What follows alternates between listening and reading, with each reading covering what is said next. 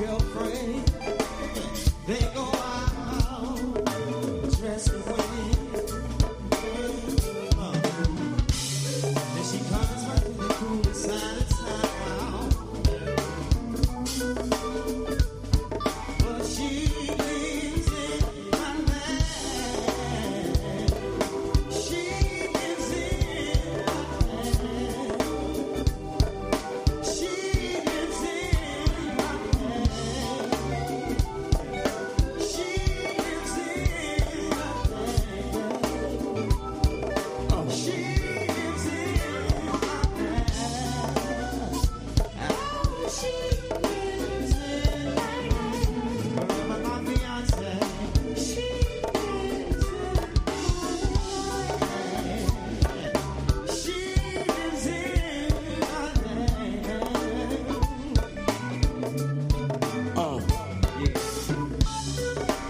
Make me want you, and make me miss you.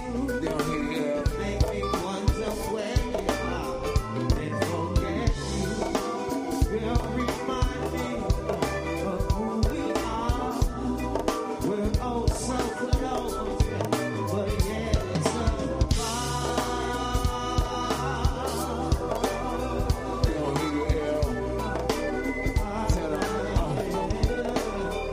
You got me open wide. Just come inside. I'm yours, it's yours for sure. She lives in my land. She lives in my land. She lives in my land. She lives in my land. She lives in my land. Remember my fiance? She lives in my land. She lives in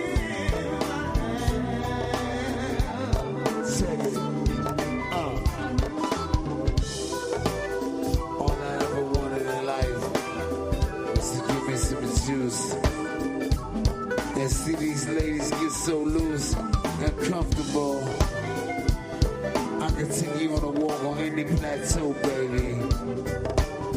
But you look so good to me as I sit.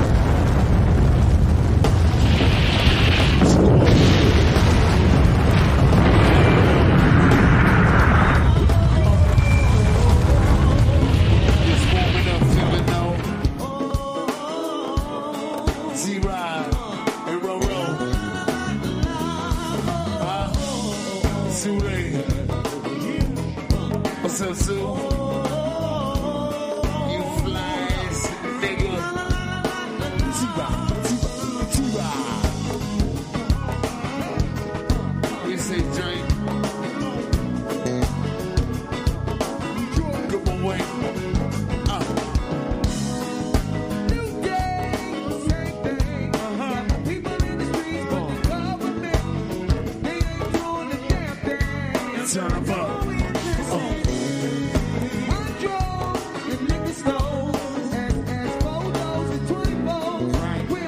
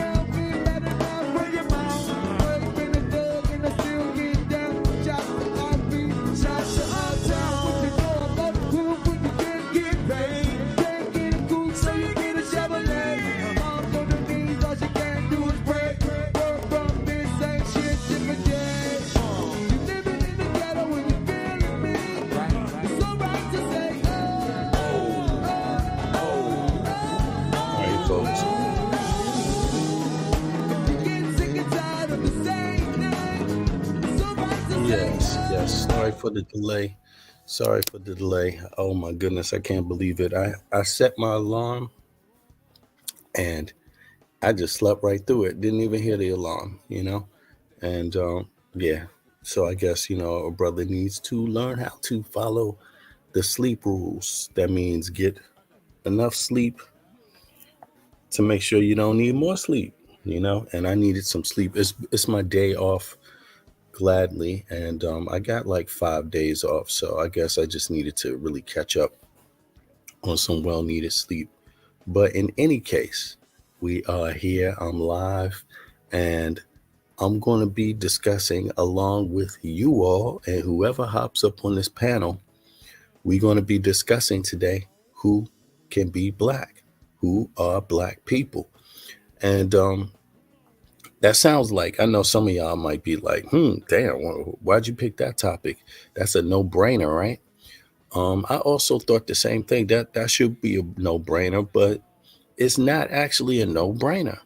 There's people out there, the more uh, international you get, or the more worldly you get, this question pops up, and you find out everybody doesn't have the same idea about who can be black or who are black people.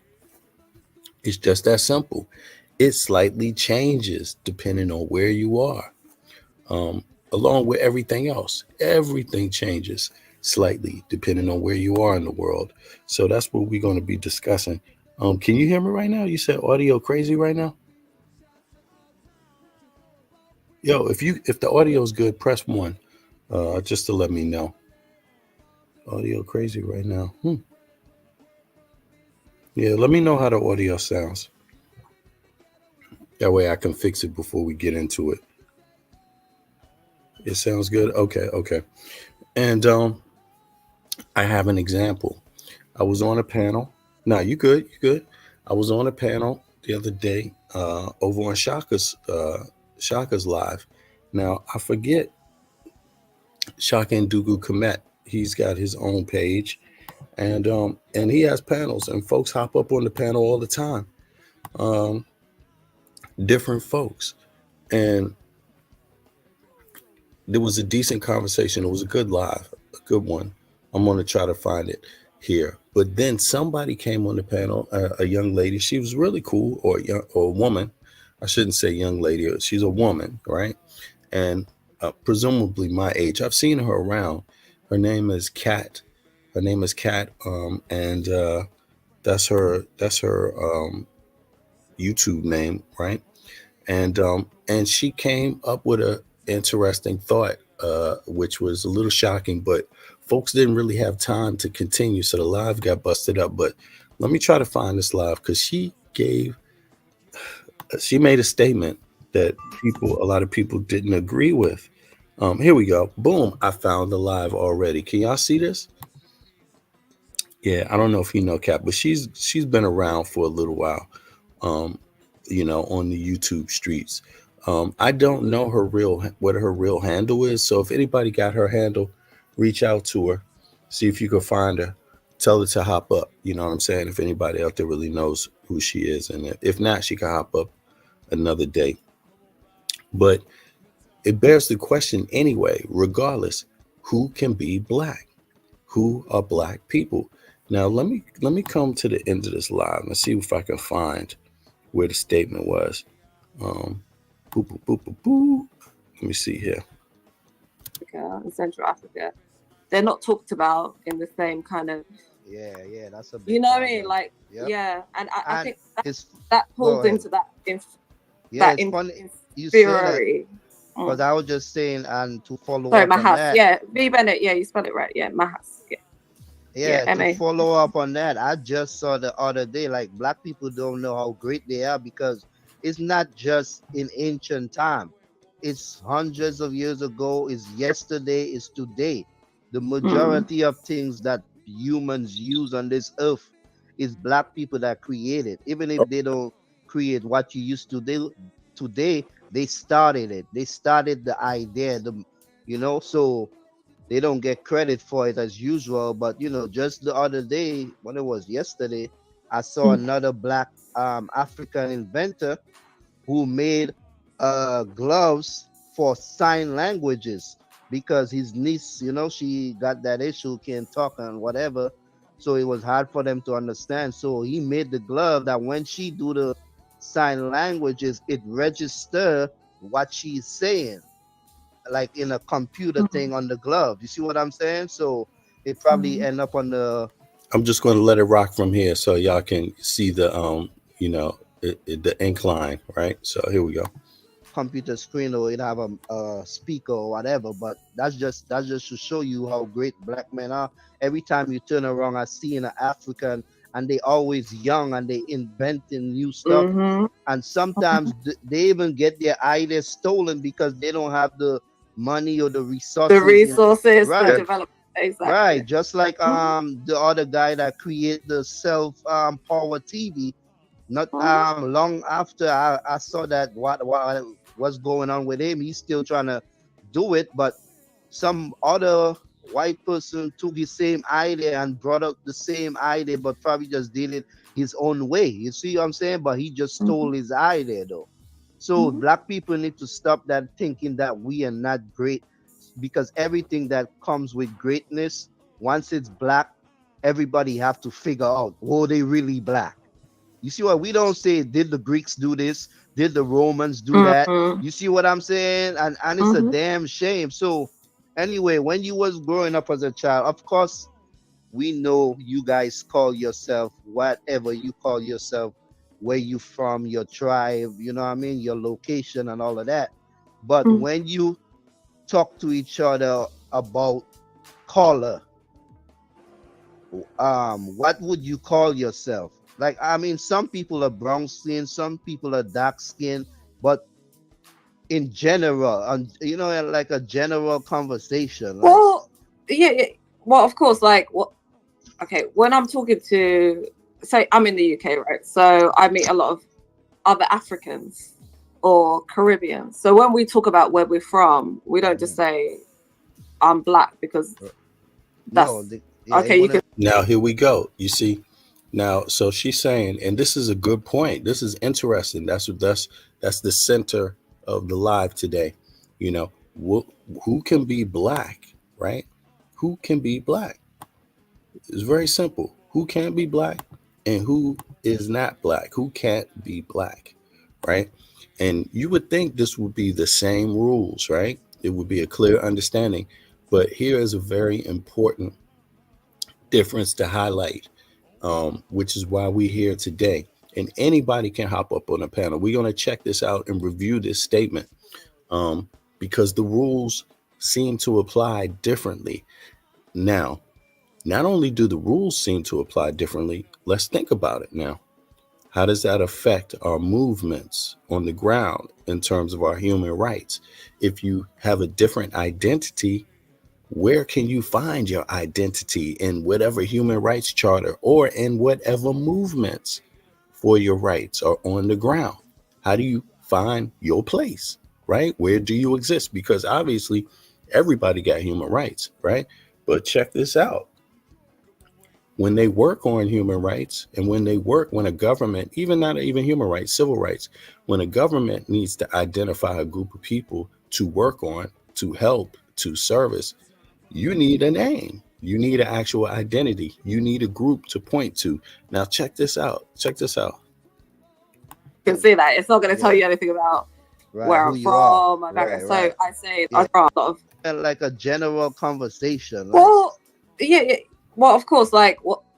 Okay, when I'm talking to, say, I'm in the UK, right? So I meet a lot of other Africans or Caribbeans. So when we talk about where we're from, we don't just mhm. say I'm black because No, that's yeah, it okay. You can wouldn't. see that it's not going to tell Yeah, you anything about right, where who I'm you are, from, my right, background. So right, I say that I'm from Sudan.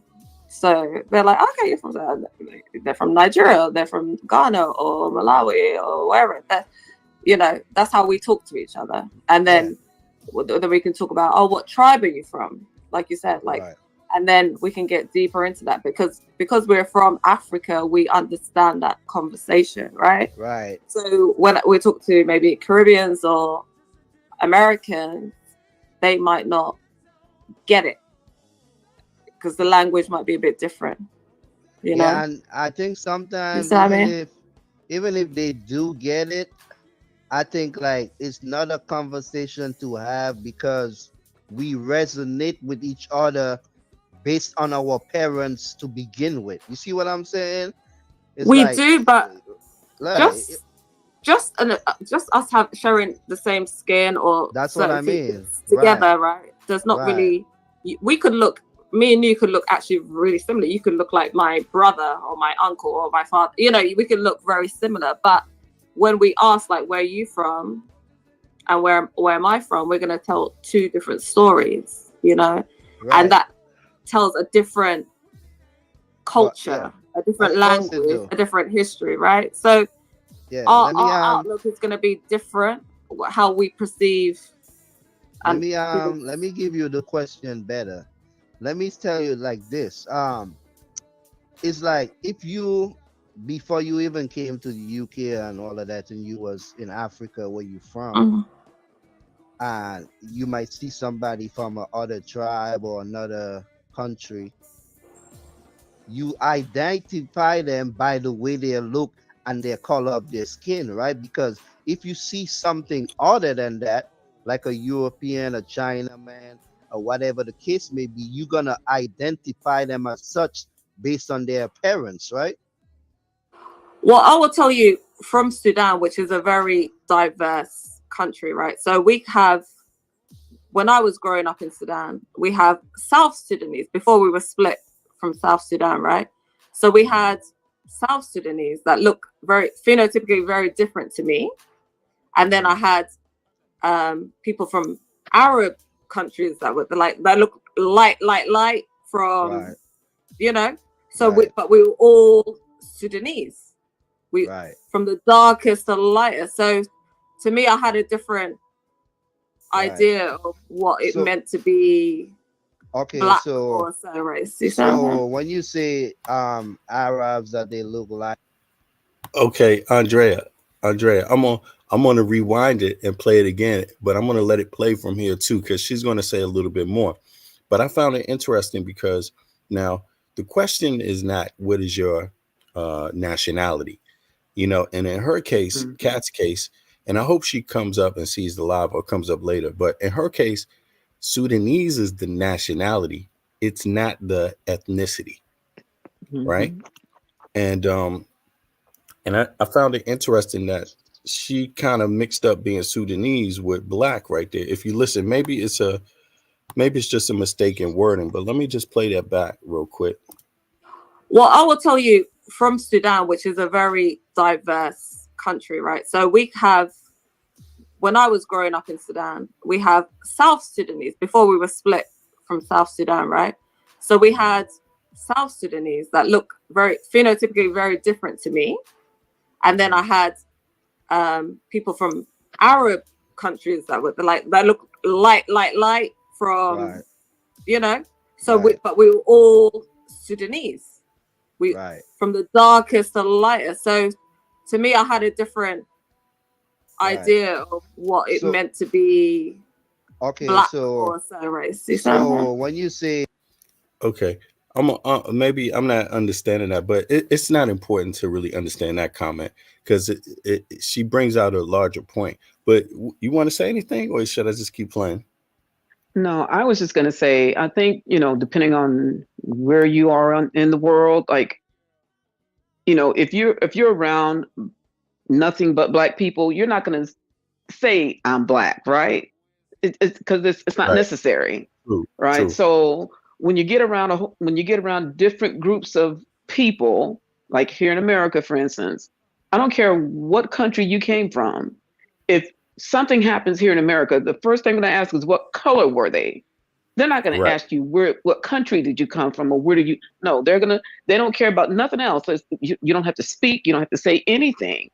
They're gonna ask. Mhm. They're gonna ask what color were they, what race or whatever, and then they'll dig down to the rest of that stuff because that's all that matters here. But in where you're at, if that's all you know is black people around you, you're not gonna say that. It's just it is as you know. It's that's so I think that's where I think some of this back and forth comes at, because I understand what young Heru was saying when he Mm-hmm. was saying, well, when we see each other, that's what we see each other as. We're black people. Mm-hmm. But then Mm-hmm. when we get down to the root of everything and when we find out where people are from, then that becomes another issue. But Mm-hmm. immediately we're drawn because we have a similarity, which is the color, not Mm-hmm. where we're from. This, Mm-hmm. it starts with how we look. Then we get down to the rest of the stuff. So I understand what he was saying, and I kind of understand what she was saying too. More so him, because like I said, Mm-hmm. when it comes to identifying, we will try to find people who look like us before we find out exactly where they're from. Right? Right. Yeah, you Yeah. would think that. You would think that, but I'm gonna tell you, it doesn't work that way everywhere. But let me play some more though. But I agree with you because that's how I was brought up. I mean, God, for me, it's like how complex could it be? If you get called the N word, you're probably black, right? Mm-hmm.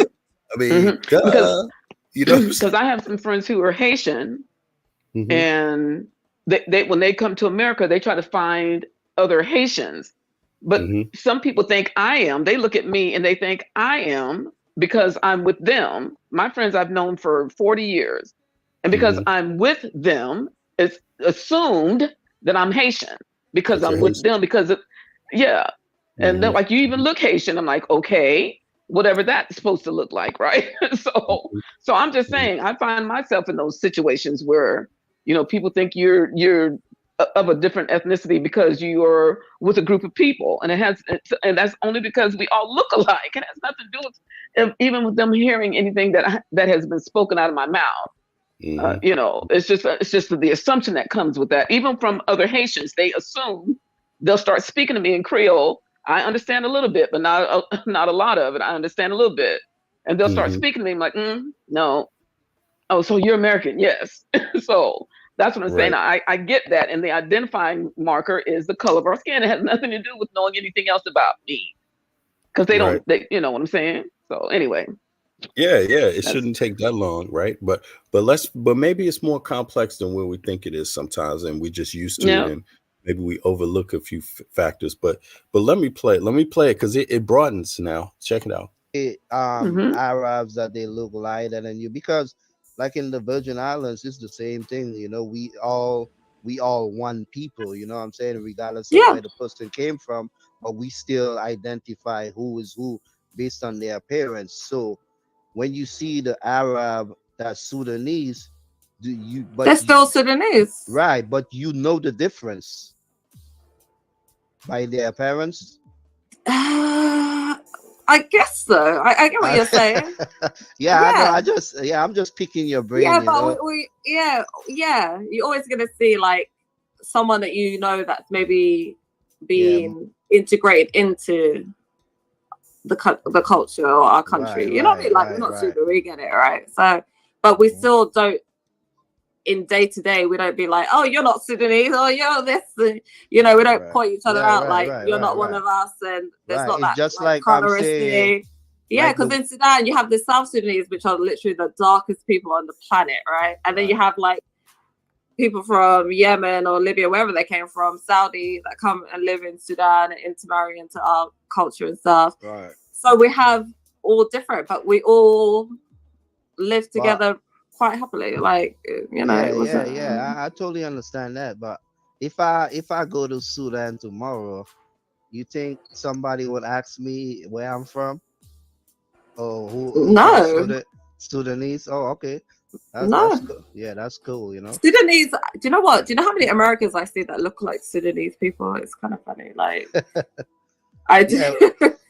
y- I know they're like, maybe I'm Sudanese. I don't know, but I'm like, probably not because there's not many Sudanese. Well, maybe now, but back then there wasn't that many that traveled to the states to be. So, what was the question, Kat? What was that? Someone asked me, Kat. What was that? Where do Kanita, Nubian Sudanese say the name Africa comes from? Oh, that's a good question. I don't know. Yes, you have to Africa, like ask your we had mama. I'll tell you this because even the name Sudan, for example, from what I learned growing up, like Sudan was actually not even just the land that now that we call Sudan. It was actually um was described as like large parts of Africa Yep. from like, yeah, the Ethiopia. east to west was same with Ethiopia. Hmm? Yeah, it was like El Balida, Sudan, and it was called that. Like large parts of like North and Western Africa was called that, and it was the same as well with Ethiopia Yep. when I think the Greeks when they described large parts of Africa. So it wasn't just a specific nation; it was like literally half the continent. So Yeah, people from the Senegal. name, yeah, the name has changed so many It means the land times. of the blacks, right? Al Bilad al Sudan, Yeah, right? land of the blacks. Yeah, Black. yeah, exactly. Just Mhm. just like a Benin and similar. Sudan. Yeah, so but we never thought about it like that. Of course, of course we know we're black. We can see each other. We know our color, but we don't identify with black as other people or maybe Americans because maybe black is. Well, I don't even know. Like, and I have a problem. Maybe we can talk about that another time with the whole thing about black being only associated now with black Americans, when actually that term has been used in Africa to describe African nations for a long time. You know, like black land So of the blacks in Sudan is like how we've been known. right. So Yeah, but Yeah, yeah. no, it's pretty pathetic. And it's political. these are non-scholars, that's making these arguments. So Mm. I wouldn't take it too serious. Yeah, but I don't, but I want to kind of, yeah, I don't know. well, here is more like political. As to differentiate between us and the Europeans, what have you. You see what I'm saying? Hmm. But our Yeah, our but then they don't have like that. But that, you should keep that towards like you can't. They're not saying to us as Africans we can't use the term black anymore. who said that? No, yeah. There's black Americans that say that we're not black. Yeah, Yeah, they say yeah. People like yeah, they say you're Bobby not black. Banger and these ignorant fools are saying that. Oh, fuck Yeah, them! I know. No. And I'm like, I don't know when this happened because I'm like, hang on, if it's a political term, then when you were called Negroes, was that a political term? Colored, was that Yeah, African American? They were all. all political terms, but now you want to like you want to take over the word black, Yeah, which is literally like what it. all of us have Yeah, like right it to wasn't call political to ourselves. call in Africa as Yeah. well at times. Like, You can't. Exactly. You Like, it's can't go. no, pathetic. you're not, you didn't send me that memo. Sorry, I didn't hear it. Like, But no, check I this out. rejected it. I'm You sorry. can't You go. don't get to But call yourself black only. I'm sorry. you can't go by what the generals from the HOK say. So whatever they feel is bullshit. 'Cause I'm speaking as a black man in America, right? You know, Mm. the fact of the matter is, blackness started in Africa. So how the hell can we co-opt anything? That was. I know. I That's know. and then But you also, know what? but no, check Yeah. this out. And also, when you look at, let's say, for Yoruba, for instance, right? Dudu means black, right? That's it. Right. So already In what language? Yoruba, and then Tum in Akan means black also. So they already had language in place to describe certain people, darker people, what have you, within their own African languages, right? So the thing is that even though politically we're black, right, but ancestrally, our ancestors had words for that for the complexion you see what I'm saying? So there were black people before any white man stepped in Africa. Hmm. So no degenerate, no backwards thinking person can come and say, no, only black people are Americans. That is such bullshit, and that is just so ridiculous to me. No, Yes. that's But that entitlement. it mm, is. It And you is. see what Selecta wrote. mhm.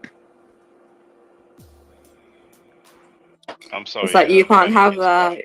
Yeah. What's strange is they're saying that they can't call themselves black, but they're calling each other the N word all the time. all the time. Yeah. That's more prophetic than anything, you know. But see And that I that's gotta, yeah, I be even yep. try to correct myself because I grew up listening to that, you know, going to school. I grew up listening to music. We had Mhm. older people trying to tell us that they changed the word and da da da. So, you know, it Mhm. confused a lot of us as kids, you know what I'm saying? That we start using it because it's in the music and all of that. You know what I'm saying? I feel like, yeah, that's one of the worst things we ever did as black people, you know? But go Yeah, ahead. but see the thing is that even within music, right? Now it became popularized to say the N word, to say other kinds of demeaning, terms, what have you. To say the N But word, we can't let that be the end all be all, what have you, to our culture. You know what I'm saying? To our collective culture, anyway. That really, you can't let, like, entertainment, you know what I'm saying, raise you, you understand, or get into your head to the point where it's like, okay, now I'm going to start saying this because they're saying it, what have you. You got to cut it out. See what I'm saying? It's like certain things you just have to cast out, and Yeah. that's dead. It's easy, yeah, it's easier to say when you are our age, you know, but when you was a child growing up in society and the elders Hey, adapting it and accepting it, it trickled down to the children. So it's high. Yeah, I totally understand what you're saying. And the people back in them times, especially in the 90s, something like that a was adults, they had more responsibility. Yeah, When they it, did. yeah, And you're right. And see, the thing is that, see, I can speak that way because I'm I was born in the '60s, man. So the thing is that when you heard nigga, man, somebody's about to get it, man. You know, Mhm. it wasn't like it wasn't accepted that way like it is now. right. Yeah, It yeah. was like fighting words, man. Like, nigga, no, no, no, no, no, no, no. No, no, no, no, no. But That's how it should have stayed because now it's become like everyone's using it. Everyone's using it as like a byword to even just white people, right? be, yeah, mhm, And see the be thing is degenerate. that don't use that shit. That's all I gotta say. But But the thing is, for me, listen, like I don't tell anyone because what they want to say is like, even when I say that I'm African, or Africa is not a real word, that was made up, la la la. Listen, that's fine. We can get into like the semantics and stuff like that. But then you are okay by being called African American for decades or Yeah. colored, you know. Mhm. We weren't telling you how to identify yourself, so you're not going to tell me how to not identify. I call myself an African. I say I'm African. I'm Sudanese. Yeah. After that, and then I'm black. Like that's the last. Like my color is going to be the last because my continent, my ethnicity, my nation, hmm that's first before my color. You know what I mean?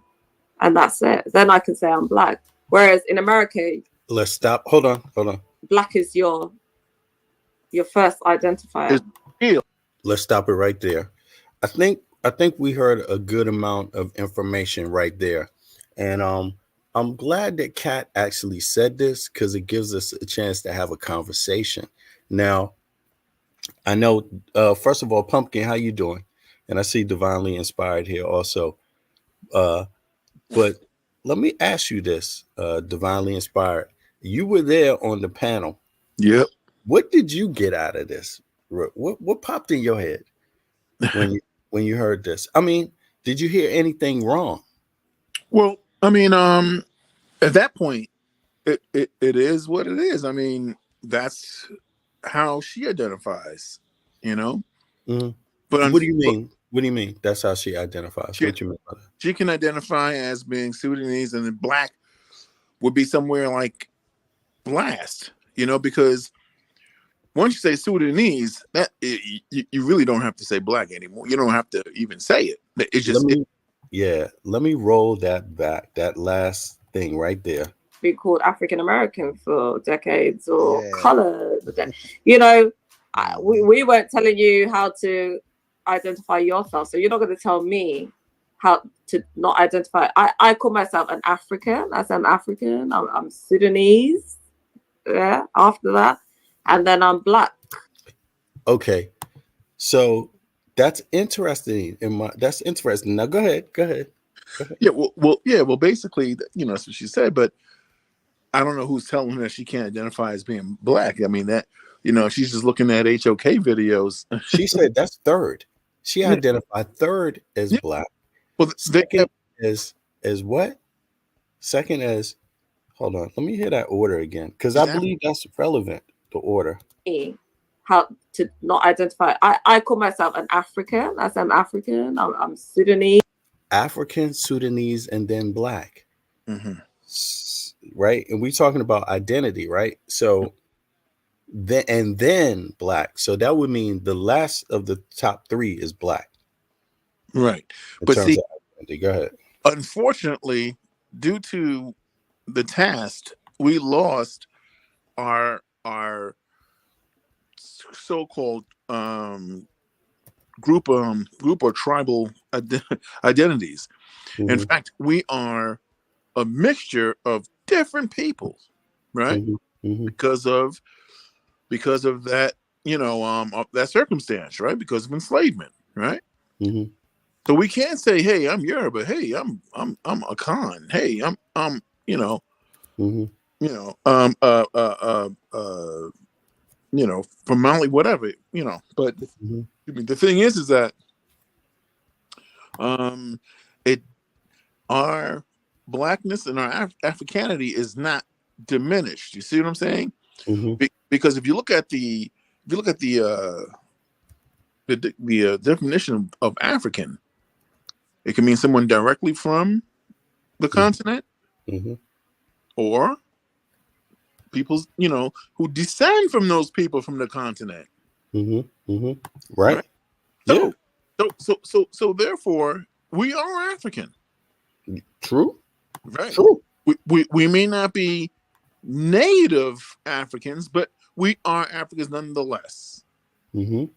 So when it says Mm-hmm. Pan African Well, means the diaspora as well. okay. So you saying that there's some people that say that we're not African in the diaspora in the Americas, that we're not African people, and then is that what you're saying? No, what that happens as well. I can't dismiss that, but yes, that happens as Okay. well. But no, what I'm saying is that our tribal affiliations, you know, Mm-hmm. were destroyed pretty much because of that institution of enslavement, that period Mm-hmm. of enslavement. Mm-hmm. Mm-hmm. So the thing is, we don't have the luxury of saying that as well, because we can say black first, Mm-hmm. because that's how we identify. We say black first. You see, so or we could say African American, and once I say African American, there's no more argument. That's it. But Do I you am okay? But do you think? All right, let me see here, man. Because where I got a little lost is that Mhm. where it's like the thing of all right, African first. Okay, I don't find an issue with that because that's a broad term that encompasses a lot of people, right? Right. And it also is, I guess you could say, people of African descent is the broader term, the broadest term, right? Because that defines people that are born and raised in the continent or people that have been removed by generations, but their history, their history is largely carved out by being African and what that means in the rest of the world, Hmm. right? Right. So, like African Americans or Black Americans or people of African descent, we can't just because we live somewhere else, we can't say our history has not been carved out largely by being associated as African Hmm. or Black, for that matter, Right. right? And but the other thing is that what I don't understand here myself is that if you say, let's say you live in the UK, or let's say you live in the US, Hmm. let's say you live in France for that matter. Right. I don't understand, like, I could understand the African thing, but I couldn't understand the nationality thing um, being second over black, because it's really obvious that in the Western world, being black is the first thing everybody else sees about you. Like everybody else is immediately going to say, aha, you're African. Or not even that, you're black You're black. African, or you're related to a black African. Right. That's going to become immediately, in my mind, like number two. That's going to rank high on the list. Whereas, like, let's say you're a light skinned African. Mm-hmm. People are going to say Middle Eastern. That's the first thing most people are going to bing, Middle Eastern. You know how much in the Western world people are talking about Islam and Muslims, and but that's who they connect to those things, Middle Eastern type people, right? Right. Right. That's what they, even though there's some white ones in there, all the way white. You know what I'm saying? In there too. And there's some dark ones in there too. But the image, overall image that is immediately got is like, aha, this type, this feature, the way this one looks.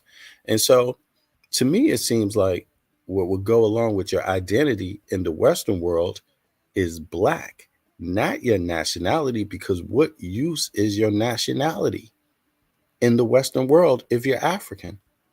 What, or a person of African descent? What use of that is to you?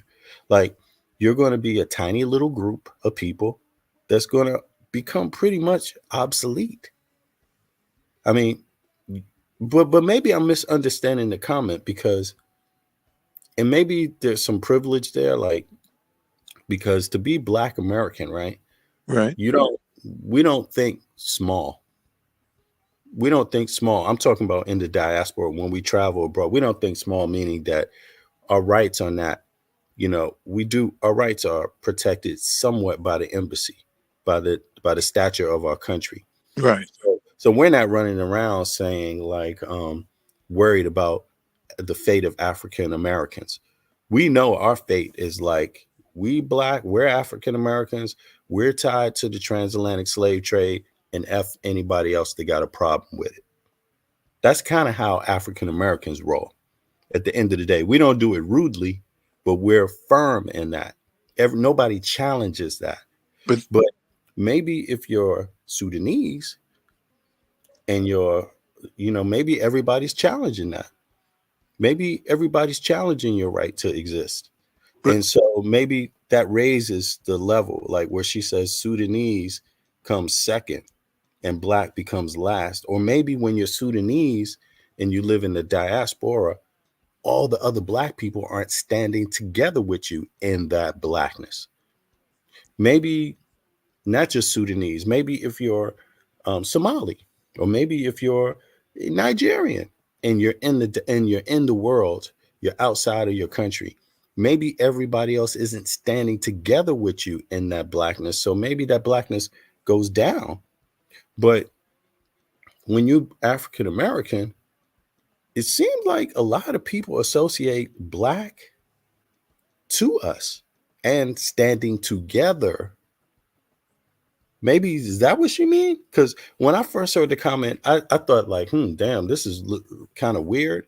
But on the flip side, I can only see it this way that I'm describing it, because I know in Europe, yo, man, I'm just going to tell you, and I'm not saying all Black people stick together everywhere, but I'm talking about in terms of this Black thing, in terms about understanding that anti-Black racism is very real, right? Very, very real. And the importance of recognizing that, I don't always see Black people standing together on that first.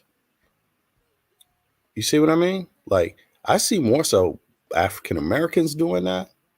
Um, like even if we have problems doing that, that's been my experience overall, right? mhm.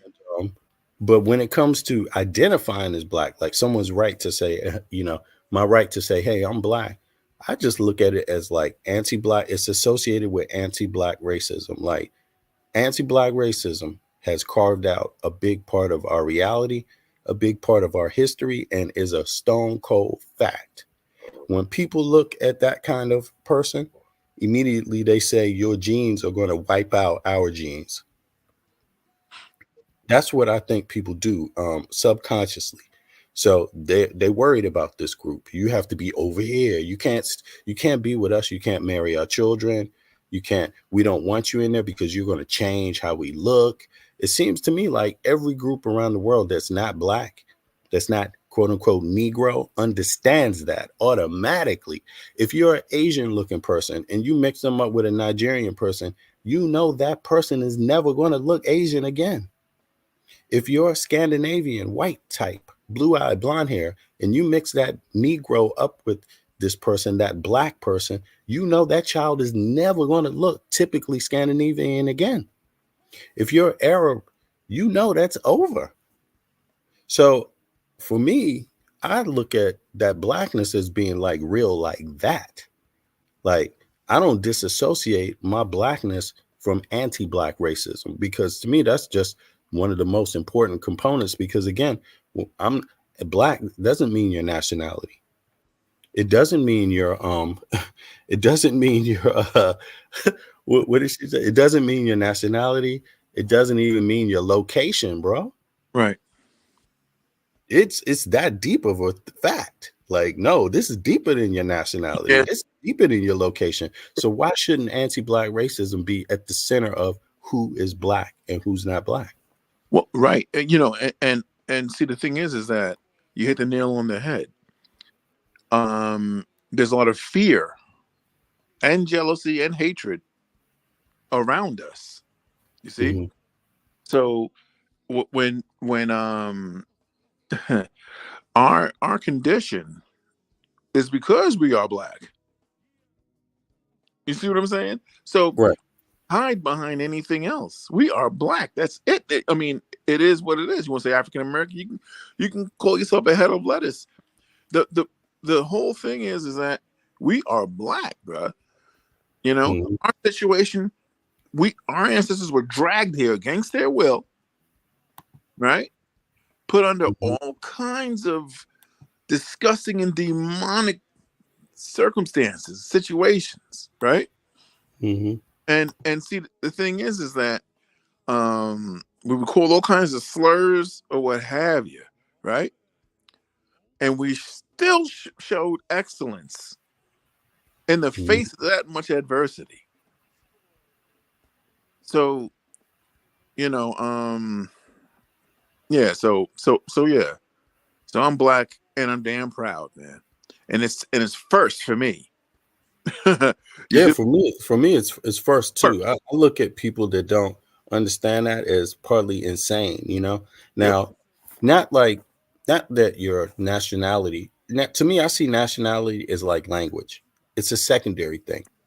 You know, the Mhm. language you speak. For example, you could North Sudanese. Or well, hold on. Let me come up with another example. We might speak. Everybody. I mean, how can I say this? Some of us might speak Spanish, Mm-hmm. right? Does that mean that our ancestors come from a different place with a different history? No. No. Some of us might speak English. The same people that speak Spanish and English that are black, their ancestors, or Portuguese, their ancestors literally might come from the exact same tribe in Africa. It might be your cousin you're looking at. It likely is your cousin. Even you see what I'm saying? You know? So for us in the Americas, the language and the nationality can never trump that. That would make us insane. Exactly. But for them in Europe, to me, it seems like they're experiencing a slightly different form of blackness. Like it's like an experiment in some Mhm. sort of way, Right. or like a question mark. Because to me, it's like if that instantly doesn't pop up in your head, like our history has been colonization, we have been called Negroes, we have been classified as subhuman in our history. Our slavery and colonization was largely due to that description, right? Yep. For me, it seems like to not be clear over that is chaos. Yep. because we don't share a different history in that. There's no difference from where our history started with colonization and slavery than where Africa's history started with colonization and slavery. It started in the exact same place with the exact same concept, the exact same descriptions when they were describing those Negro skulls. Let me just go here real quick to the net. When they were describing the Negro skulls, they weren't describing some different skulls for us. Like they wasn't saying no, but the the African has a different skull from the Negro or some shit like that. They wasn't saying that. Hold on, let me pop this up. Negro cranium. Matter of fact, they had all types of crazy notions. Um, Negro cranium versus what do they call it? Caucasian Caucasian. But you know, cranium. they will say, BB, they will say that they were that the Eastern Africans were Caucasian, right? So Yeah. At one time, look, here we go. Boom. Go ahead. Keep talking. Go ahead. yeah, scientific racism is real and it still exists to this day. It Yeah, still exists to this day.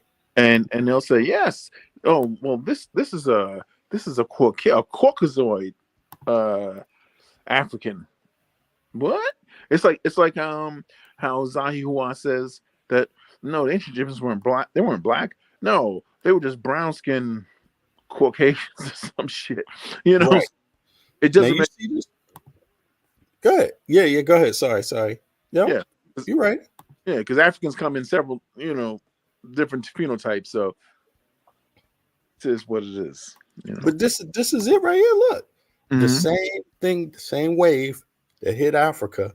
We're Right. a product. We are a byproduct. Africans, black people in the Americas are a byproduct of this event. Just like the Africans in Africa, they're not a byproduct. They were a main. They were a main stay. They were the first. The wave hit Africa. Then the slavery came out. Then the slavery came. So this is the wave. The European was at the top. The African was in the middle, was lower, and the Mhm. monkeys were at the bottom. And it says the word Negro, Negra. Right. It Right. doesn't say the word black. It says Negra.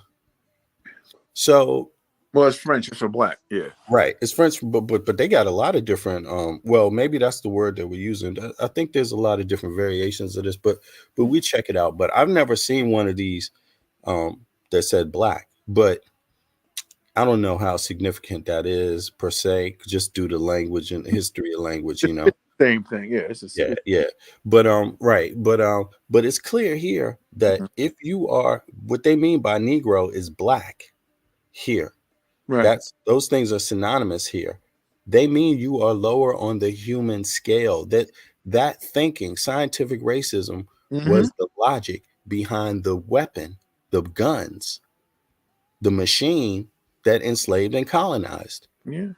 So to me, I'm like, I wouldn't see how anybody could, to me, how I identify is a representation of that history, very real history. And that very real history, they didn't give a damn what nationality you came from or what language you spoke. Be damned with it. They definitely did not care. Your nationality or your language was not going to protect you from this event. It was going to be your quote unquote race. Hmm. And the fact that your race, quote unquote, because of those features and those colors was considered to be most animal like. Period. So for me, the identity goes along with that very real thing. It's not a ambiguous thing. It's like something that's fixated in history. It's a fact. It's just there, right? So, but I'm not getting like why does it become different for people? And I wish we Jade, boom, you there, Jade. Sorry, Pumpkin, I see you. I'm gonna get to you right after Jade. Sorry about this. Sorry about this. And then we go back to Andrea. And anybody can hop up on the panel too.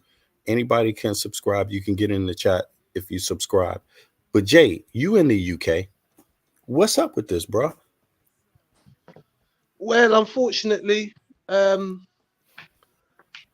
Peace to everybody.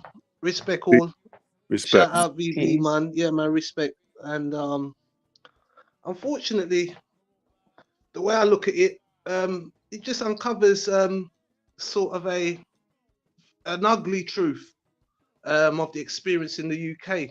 Um, the black people are not united, and there's a there's a racist vibe um, amongst the communities. We had the Windrush experience, and then we had the African experience. So more African people were coming to the UK, and there was no bond there. Um, Apparently, the Africans really used to suffer a lot of racial abuse, and sometimes the Caribbeans also were um, had these sort of views towards the Africans, and the Africans also had a certain view about Caribbeans, maybe in the country. So they became like a separate kind of group in the UK and sort of stuck together. And it's something that's never really been looked at, um, looked at and challenged. You know, there is definitely a problem there, and it continues. It's sort of put under the swept under the rug, but there definitely is a problem of racial tensions, and I really it's something that I really I always strive to connect with my people, you know, and it's very disheartening when I see it. And do I think that we've moved on? I don't think we've moved on that much from the initial experience that we had when we came to the UK. I mean, we were all under some sort of racial um, discrimination, but we started to fight against each other. And instead of sort of uniting, for an example, we have a Chinatown, and there's lots of Chinatowns, I mean, across the world, or you have certain areas like Asians run a certain area. And I always said that, you know, what I was striving to do in the UK was to have one road, not to say that it was only black people were allowed, but a road that was owned by black businesses. Black culture was on this road, everybody was welcome, and it was a unified road, just one road that we would have, that we would say, this is our road. Most of all our communities that um, we had this ethnic cleansing, so these gentrifications, but we did have the opportunity to kind of hold on to certain areas, Notting Hill, Brixton, Hackney. Um, some people may say that, yeah, we did kind of destroy our own communities with the 1980s crack epidemic and stuff like that, gun crime, you know, the rise of the Yardies, you know, and then the Yardies sort of propelling a kind of violence that um, we see today. They're just mimicking the violence that the Yardies set. So now you got mostly Africans kind of, you got African gangs. You've got more African guys going prison for um, sort of crimes that would more be said to be like a Yardie kind of crime. Even the white people, they're becoming more doing gun related crimes. Say for an example in Liverpool.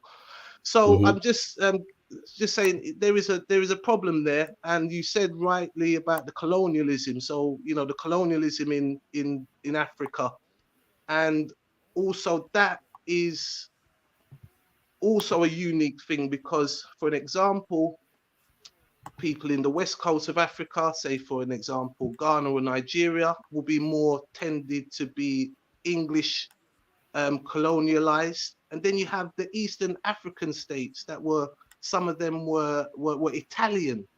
And most of these, like Italian was Mussolini at one point, so fascist beliefs. And also you have the religious side of it, the influence of Islam or Christianity or say African spirituality. So you all get put into sort of box, and I think that initial colonialization has an effect on the people. So they're not aware of that. I feel that they've kind of been hijacked, and some of their beliefs stems from the colonials. You know. Hmm. Hmm. Right. Hmm. Yeah. Okay. Okay. Yeah. So Exactly. I'm not. Some of them. Go So I'm ahead. not sure if did I answer. Sorry, let me. Yeah, sorry, BB. Yeah. So it's a straight. Are we talking about what Kat said the other day? Well, yeah, and what she said, because, but it's good that she said it, because I think what's happening is that that conversation is not being had enough, and it's, and Exactly. in my view, right, coming from human rights background, in my view, that conversation is very important. It's center to insulating yourself. It's center to your rights, identity, who you are. Like, it have to be very clear for you to demand it, demand your rights, right? You have to know who you're demanding your rights for. You have to be clear about why that is. And so for me, in the Western world, to me, I would not understand why a person wouldn't be very clear about their identity. Like, it's okay that it changes. I give you an example. I was at a panel. This is like years ago, because I go to a lot of panels, obviously, but not so much recently, but I have in the last decade or so, right? And it was about black women, right, in Denmark, and at that time, what was being sold politically is that the identity of being a woman was paramount in rights, right? To make sure you have your rights. The identity, and then what was secondary was nationality, right? You know, your nationality, preserve your nationality. You come from this background, you're this national background, you're Sudanese, you're Nigerian, that's who you are. You're, you know, anything else but black. But in this panel, it was exhibited, and these women explained that black became the number one thing because before they came to Denmark, the issue that they had with their rights was being a woman. But when they got to Denmark, that wasn't the problem being a woman. The problem was their skin color, their Africanness, their blackness specifically. Because some people will argue that Africanness is not centered around color or, you know, race or something. You know, I don't know. But in human rights, in terms of combating anti-black racism, it's a firm fixture.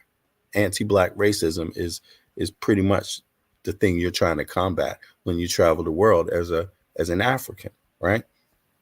As a person that identifies primarily as an African first. Blackness is that thing, that is that one component there. You see, so yeah, so I saw it shift from, so it changes, it fluctuates. What's relevant, what's most important in terms of your identity. So here you have Kat, and Kat says, because she's in the UK, she's part of the Western world, right? She says, what did she say? Because I don't want to misquote it. She saw it a little different here. So let me see here. Let me go back. You know, that was made up. You know, la la la. Listen, that's fine. We can get into like the semantics and stuff like that. But then you're okay by being called African American for decades or Yeah. colored. You know, we, Mhm. we weren't telling you how to identify yourself. So you're not going to tell me how to not identify. I call myself an African. I say I'm African. I'm Sudanese. Yeah. After that, and then I'm black. There you go. So for me, it seems like, I mean, I don't know. I'm also the same. In human rights, you don't tell someone how to identify. But just my thinking is that, you know, African, yeah, that's very important if you mean people of African descent, right? Sudanese, I'm like, okay, yeah, okay, Sudanese, that's a nationality, but then black. So maybe it's the language. Maybe the language, the term African supplants the term, or is equal to the term black, or supplants it, like Well, meaning black. yeah. Yeah. Sorry, VB. Yeah, yeah, exactly. 100% what you said there, and But I where think are maybe we? Where are African Americans in that picture in the diaspora in the But West? we would call you Are they black. African or are we Mm. black? Well, we would call it in the UK. And again, it's something colonialized. We, before we would say we were African, we would say we were black. So a white person probably would have seen someone of a darker skin tone, and they would be called, if it was a man, a black boy or a black. You had recently Mhm. we've had this change. Recently happened when I was working. This white chap, he's a young lad as well, and he said that said to me, "Well, what do you think? Because you're a coloured chap." And to Color. me, when he said the word coloured, that was quite like an offensive word to me. Mhm. As when I grew up, like people calling you coloured, it's like, no, I'm not coloured. I'm black. Mhm. I'm not coloured. That's what we would say. We're black. So that's where. But it was funny that I met a young and I realized that, wow, it's not much has changed, and it's come back again. Even the younger guys, the younger people coming up now, and so their families at home would be using the word coloured. They're coloured. They wouldn't say that they're black. They wouldn't say that they're African. They wouldn't say that they're Jamaican, or they wouldn't specify where they're from. They wasn't really using the word black. They were using the word coloured. Then when we took the word black, was kind of like an empowerment to kind of say, no, we're not coloured, Mhm. we're black. So I think the word black might be more of a UK colonial thing that spread it amongst black people. And the way I am, I can't hide it. I grew up in the UK. Um, I think Kat may have been born in Sudan, but she's as English as I am. She's brought up in the UK, and we become say colonialized in a way that you don't know, if you understand what I mean. So maybe not fact checking what you're saying, but that, for ourselves, we'll be saying that we wouldn't really call African Americans. We'll say, yeah, they're black. Or if you see another guy, you say, yeah, he's black. He's a black man. Right. But I've also heard colored recently, and I thought, wow. Yeah, Yeah. colored. What is it? Where Where? Well, from? colored is more like the South African. It's like race. It was a racial kind of you know, to me, it was something that was used in a certain time of the UK, like when they first came in, the Windrush, the coloured people area. So the rise of the American Civil Rights Movement swept across the ocean into places like the UK. Some of it was brought by ex-military people that stayed in the UK. Um, from the Second World War, also married, or staying in the UK, because some of them actually thought the UK was a lot more. Um, it was easier in the UK, like the racial problems that were going on in America at the time. We didn't Mhm. exactly have a Ku Klux Klan. We did have the National Front, and we did have racist elements. But to be honest, it was the Caribbean kind of fight kind of against the racists that kind of put a kind of stop to that. Is as in that they were defending themselves. It was said, my granddad told me, it was milk bottles. You used to get milk bottles in the morning. Milk bottles was the black man's best friend. You imagine walking down the road and then 50 white skinheads chasing you down. Um, some people were we had the murder of Stephen Lawrence.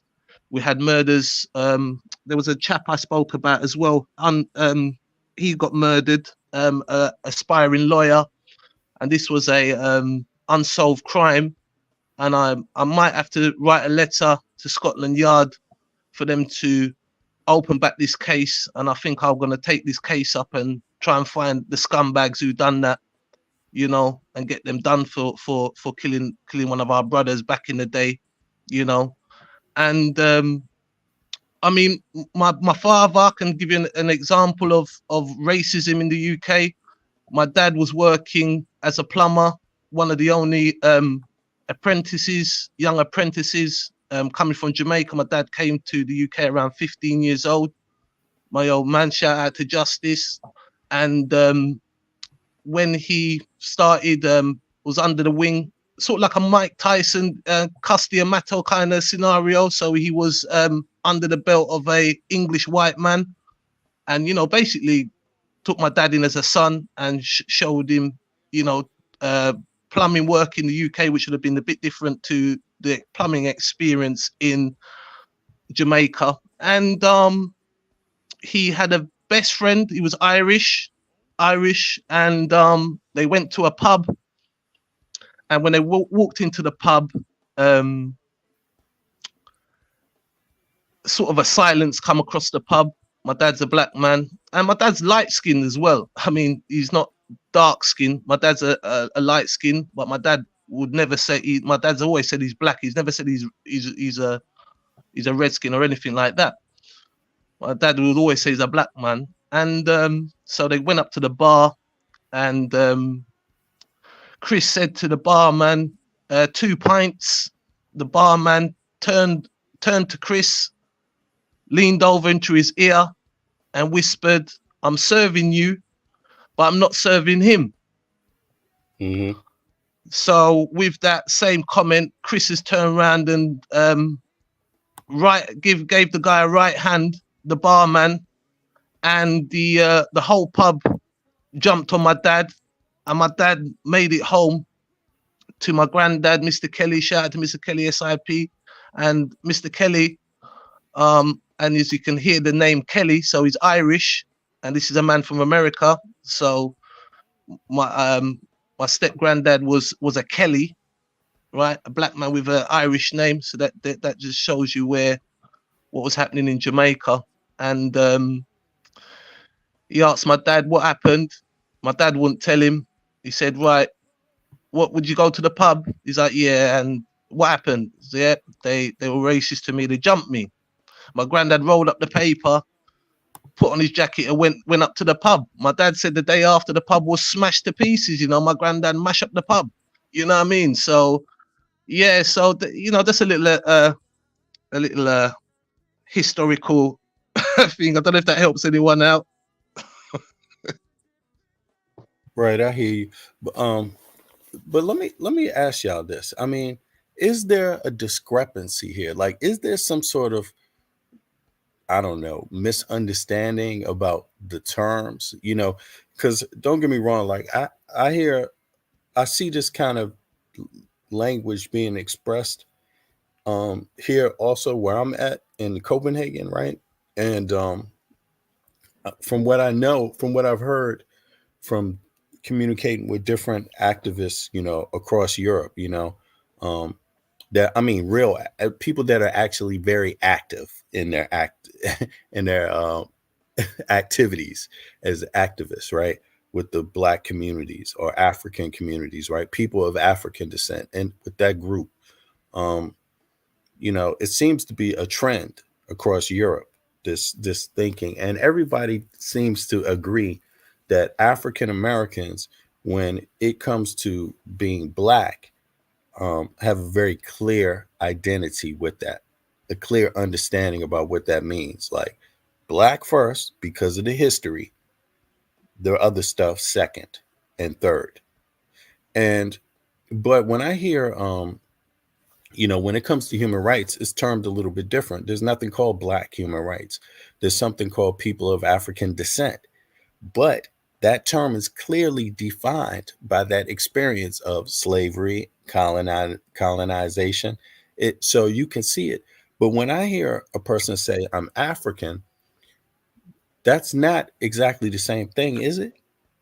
Is being African the same as being a person of African descent?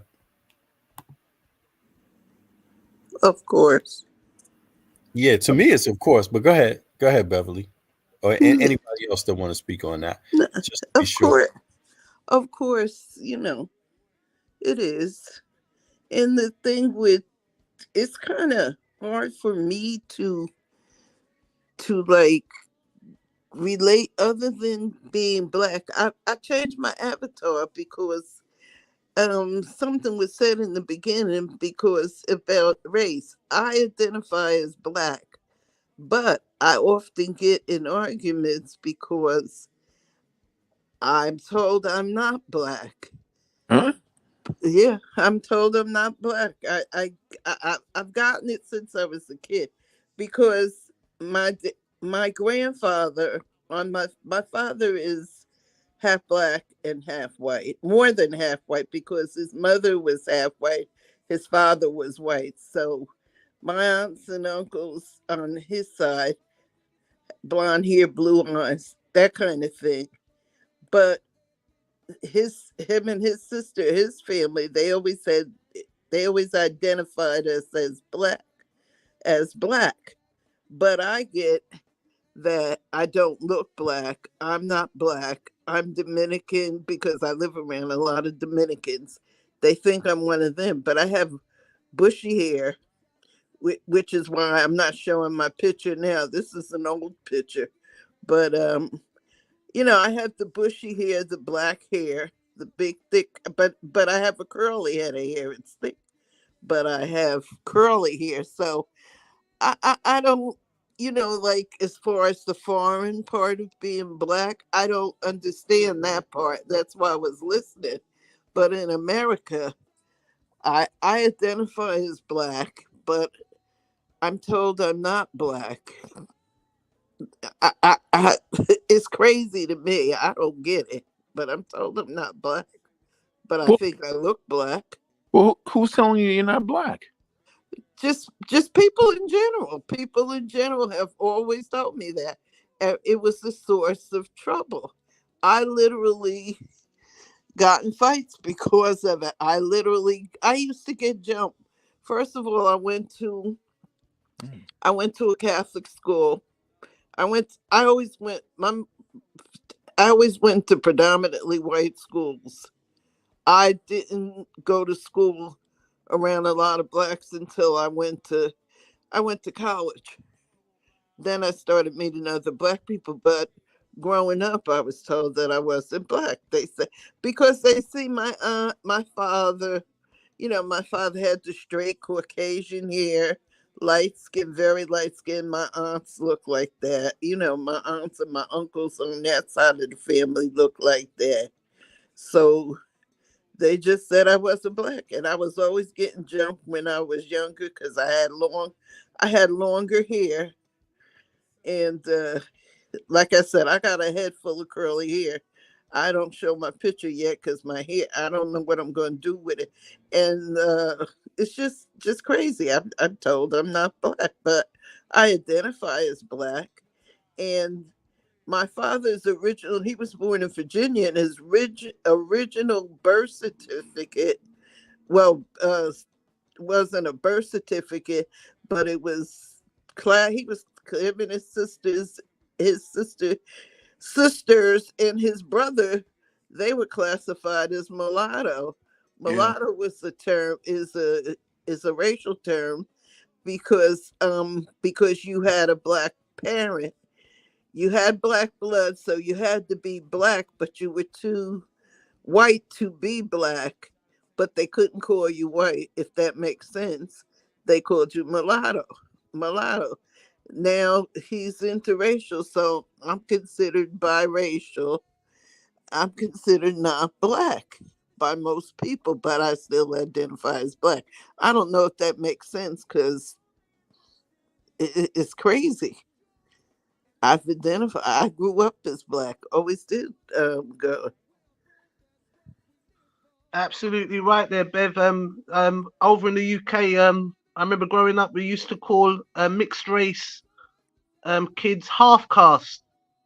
They even used to say that they were half caste, which was a race was now deemed to be racist. Now the words would be called mixed race. So half caste would have been maybe similar to the mulatto, and that sort of comes down to the colonialism from say especially like Jamaica, where I think even at some point you had sort of mixed breed kind of mentioned in there as well. That would have been a norm at certain parts of the certain times of time frames we're looking at, and exactly what you said. I mean, I've always seen myself as black, and the more I've looked into my family history, I've seen where because my grandmother was mixed race, and my great grandmother was a white Jamaican. She was not any way black, so she was Jamaican. She was Jamaican, born in Jamaica, but she was a white Jamaican who had fathered children by a black man, being my grandma and her sister. So um, even my grandma had she would have said she was a brown skinned woman, So even that experience in Jamaica, brown skinned people were treated a bit differently. Um, and as you said, some people may even accuse them of being not being black. And I tell you, someone that was affected by that was Robert Nesta Marley. Bob Marley. Growing up, which I've not watched the One Love film yet, but I will be watching it soon. But what kind of really made Bob Marley was the hardship that he faced as a young mixed race lad in a black community, sort of being disowned to say you're not black enough, your daddy's a white man, kind of stuff, you know. Well, I was called, when I grew up, kids they could say some stuff, but they used to say I was a half breed. But I have a black mother and a black father. Now, my mother was a part of that. I don't know if you guys ever heard of the brown paper bag test. It Yep. was a test for color. It was a test for color. So that Bev, I that think was a thing. somebody's asking you, Buccaneers asking if you don't mind No, how old are you? I'm up there in age. I was born in the 50s. 50s, Okay, there I'll you go. say Boom. that. Now I'm keep up going. there. Yep. Okay. Yeah, Mhm. I'm up Keep going. there in age. I was born in 50s. I was born in Okay. 1950. But So it what about doesn't the bother brown me. bag? Doesn't bother me how old I am. But the brown paper bag era in there. And actually, my mom actually married my dad. One of the reasons why she married him was because uh this is gonna sound crazy, but she said she married him because she fell into that thing. She grew up in that thing that when dark skin, if you were dark skinned, let me I don't even know how to say it, but it's something where if you were too dark, you couldn't get a job or Yep, something like that. It was something crazy. I didn't. My colorism. sister, If you're black, get back. If you're brown, stick around. They yeah, used to have that that type of phrase. thing. But Yeah. it was where I grew up with. My sister kind of got into it, but I didn't. Like I was encouraged to like light skinned guys, and they literally made me sick because I couldn't see it. I could not see myself like going with a white guy. I couldn't see it because to me it was thin the race out, make us lighter, and I don't know. It was crazy. It was really crazy. I had a lot of conflict about that when I was growing up. For some reason, I like dark skinned men, but I have and it's so funny. When I had my son, everybody looked at him and they said, "That's your baby?" I said, "Yeah, that's my baby." His father is white. I said, "No." He has two. My son, he has two black parents, and my Yeah. grandchildren are the same way. They say I look Dominican. They say my grandchildren look Dominican. I don't know. Well, I'll tell you who you look like, Bev. I might have to get. Well, one day when VB, I link up with VB again. I'll find a picture of my grandma, and share it with you.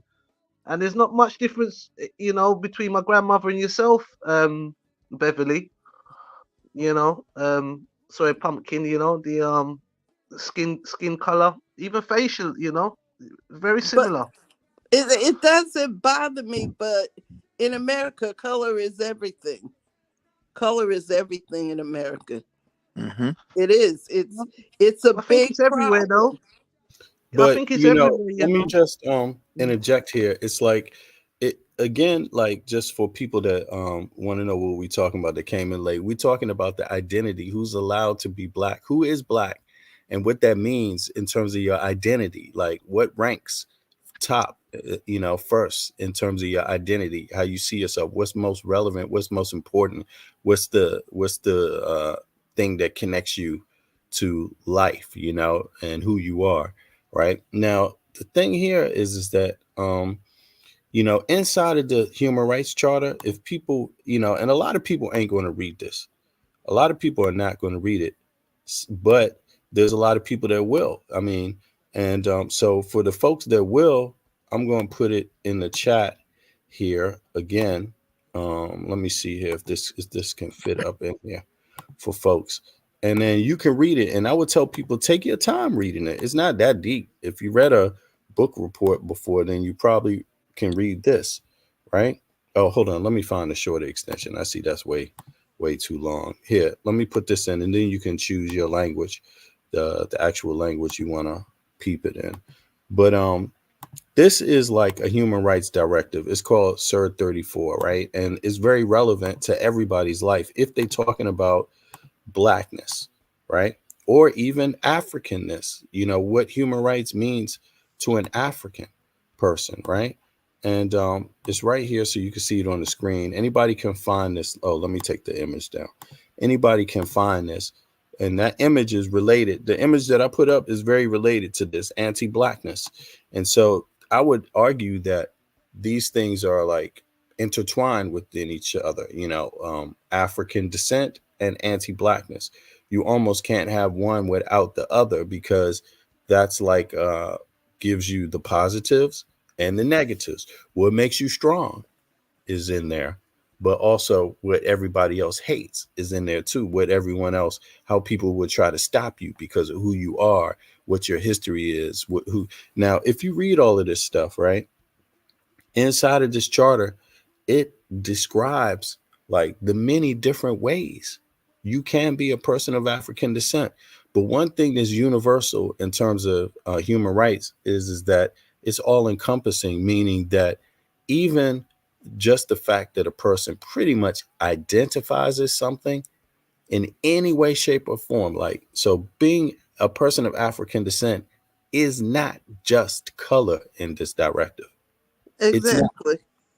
but it's also color. Color is one thing that they talk about here, right? But they don't talk about the color just in a one-dimensional way. They talk about the fact that thing is connected to events in history for this particular group of people. The black part is connected to Africa and the events that took place in Africa. But it's not only connected to the color thing. Black is not just a color, it can be a cultural thing. Like in the US, we describe it as black culture, black food, black this, black that. But it's a kind of like a term that is equal to others when they say African food, African culture, African this, African that. When you look at clothes patterns, you say, aha, this is African, or aha, this is black. This is part of what it is to be black. That hair, aha, these kind of things, right? But it can be deeper than that. It can be the fact that now you're talking about events, chattel slavery. You're talking about how you've been spread out across the globe, right? And what that experience is like being spread across the globe. Now you have family members that speak different languages because of this event. It's very detailed. So I would encourage people to read it because in my mind, this directive is so encompassing that it kind of kills a lot of confusion about who is black or who is African, right? Who is African descent? What is African descent? And it kind of helps everybody kind of gather around and get into become part of one movement instead of like all these branches and smaller things. But go ahead. Go ahead. No, VB, sorry, oh sorry, go ahead, Bev. no, I was gonna say also, if you don't talk with the what my grandmother used to call a lazy tongue, like with how like when sometimes black people say, instead of saying bringing, they say bringing. That Hmm. if you chop your words up, you're black, but if you talk correctly, you're considered white. Th- Absolutely. That's Yeah. how Absolutely. that's how I grew up Yeah, but white because folk did that all the damn time with English. Chop them up, chop the words up. Nigger, Negro, Yeah. it's like they I did the know, same shit. they said that Lyndon Johnson, he would say, we would talk about, back then, we were Negroes, and he would say Negra, Negra, but it sounded like he was saying nigger, but he Yeah, wasn't. He was and saying Negra. ain't is a white word. Ain't, you know, But even though I don't get it. This is all the things that I went through growing up. And then when I was younger, it bothered me. But then when I got older, I said, y'all got the problem. I don't have the problem. So I Right. let it Right. go. Right. I don't have no problem. I went to a white school, which I hated. I don't know if you guys ever saw that movie Lean on Me. My sister actually Yeah. went to that school, but it was nothing like that then. It used to be number one in the country. Yeah. It used to be a number one school in the country back Yeah. then. All my cousins from Patterson graduated from East Side. That's East Side. Oh yeah, that's right. You did tell me that. Eastside Mm-hmm. High School. That was a very good school. It was nothing in there but doctors, lawyers, and beautiful the guy that black guy that owned the funeral home, he was there. Like professional people. It was nothing but professional people that went there years ago. It's nothing like that now. It's nothing. It's a garbage school now. But So, and Pumpkin, if you oh, I'm sorry, Pumpkin. You that's said okay. your family's from Virginia? Yes, yeah. My What? dad, my mom was from North Carolina, but my dad was from Louisa County, Virginia. It's right. It was a little small town outside of Richmond, Mm-hmm. but he was in the rural part. He Yeah. was rural. He was a farmer. My dad was a farmer. Yeah, because when I was looking at my family history, you know, on ancestry.com, I mean, I'm light, you know. And You're white. no, I said I'm light, not white. Oh, okay. Oh, although I've been called light, bright, damn near white a few times. But Yeah, I got that too. And yeah. I hate that term red bone. I hate that. Yeah. I hate it. Yellow. And all of that shit All color and all of that. I've been called some of everything. you know. So it don't bother me no more. And all I would see would be, like mulatto. Sometimes you would see Negro in there, but mostly it's like mulatto, right? Right. Because that was the nature of what really happened in in Virginia and North Carolina too. You know, what part of North Carolina was your mom from? She grew up in a town called Rocky Mount. Rocky Mount. Yeah, Rocky Mount. my family's People call it Rocky Mountain, but it's not. It's just called Rocky Mount. That's just the name of the town. Small town. yeah, One red light and all that other stuff. okay, yeah, my family's from that's my mother's father's side. They're from Northampton, Jackson, North Carolina. Yeah, that's probably one of them little towns. Yeah, it is. Yeah, That's probably uh, one of them. yeah, After but my let me just interject. I'm sorry, because there was something you said there about this lightness and this colorism and things like that. But I just wanted to say this. Now that's true. People That happens in Europe. This colorism thing is playing out different, slightly different. I wouldn't even say different, but it has some nuances. It's the same in the U.S. Nuances. It's the same as anywhere in the world, right? It's just a phenomenon that happens with people. There's this nuance there, colorism, and it's a part of anti-blackness. Now, but the thing, or it's a component of anti-blackness, right? Now, but the thing about it, Racial hierarchy. yeah, yeah, Mhm. exactly. But the thing is that you know, okay, so let's say you are mixed. Let's say you there is a light skin, dark skin thing, but are you still called nigga? Yeah. I mean, so Exactly. so for me Well, the again, Jim Crow law is the one drop law, wasn't it? So that's what kind of made that quite aware yeah, to. and for me it's like okay, if you can be called nigga Mm. discriminatory, in a well, what other way could it be but in a discriminating manner, right? Right. Right. then then why can't you be black? Because there's no confusion after that. So Exactly. if our opponents and our oppressors can tell what side of the slave ship that our ancestors came on, right, enough to Mhm. call us a nigger, right, then it's Mhm. no confusion as to what we are. I don't care how light you are. And to me, mulatto is just as discriminatory. It's disgusting. It's like they don't call you that because you don't have no black in you or African in you. Yeah. They call you that because you do. Yes. So I mean, Right. Yes.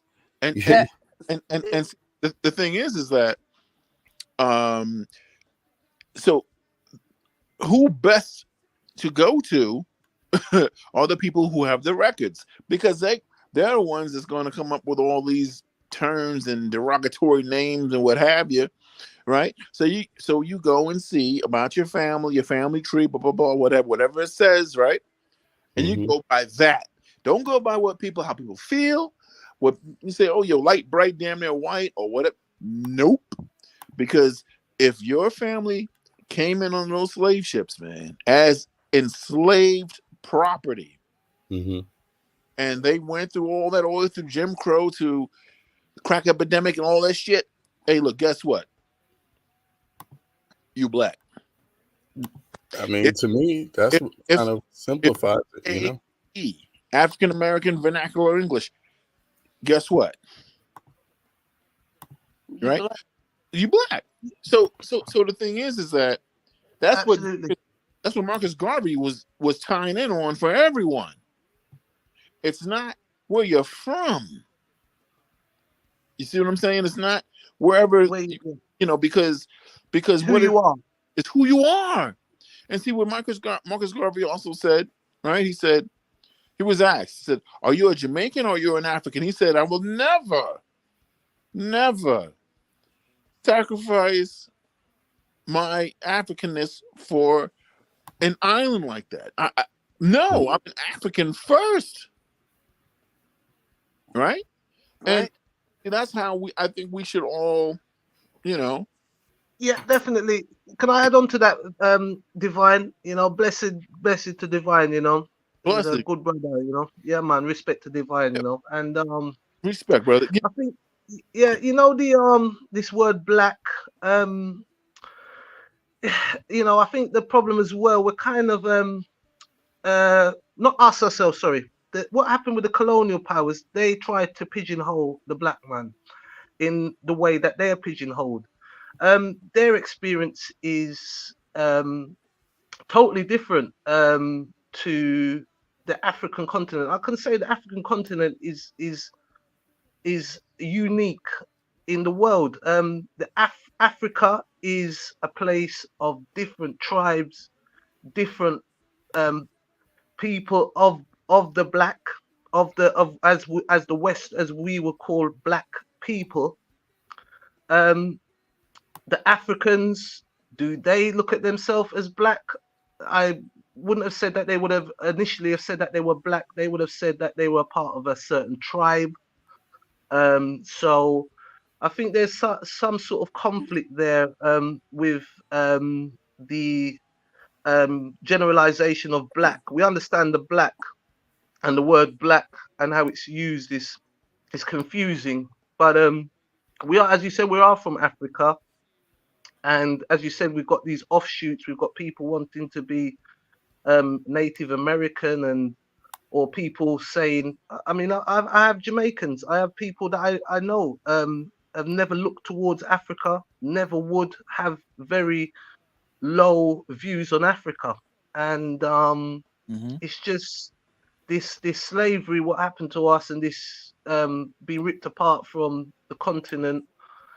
We have this new thinking that was created in the diaspora. So our thinking is totally different to the African thinking. I mean, Marcus Garvey, for an example, he never got to Africa, but he would never. I mean, I mean, the Rastafarians, as you know, I grew up with a lot of Rastas and that, and the Rastafarians always would tell me that never give up, never give up a continent for an island. So and I'm totally, I'm just like totally African. I love Africa so much. Everything African. If I get hold of an African man, I'll just be asking him all kinds of questions. You know what I mean? I get on their nerves. But yeah, it's just it's very it's just I feel we're just under the effects of this colonialism still, and that's BB. This point of being black. Is it universal? I mean, I don't know what the Africans would say. It's rooted in history, you know. I mean, I think people can firmly uh, state that it's rooted in history, and that it's not that there's not other things that aren't firmly rooted in history. Yeah, of course there are, and it's just that black is one of them, you know, and the effects of that blackness, what it means in time, what it means in the history of man. You know, of course, it probably wasn't always a ruling thing, and isn't always in every second the most important, or the one thing that you encounter, because it it variates. You see what I mean? There's nuances to it. It's not finite. But to ignore what the bigger part of it, the deeper meaning behind it, the deeper reality behind it, is foolish, you know. And that's kind of like, that's the reason why we're having the conversation. Hey, Storm, and Marquise B. Buccaneer, everybody, yo, it's because identity is so center to human and civil rights. You know, again, you're going to hear that come up every day of the week. When you talk about Israel, what's the war in Palestine and Israel about?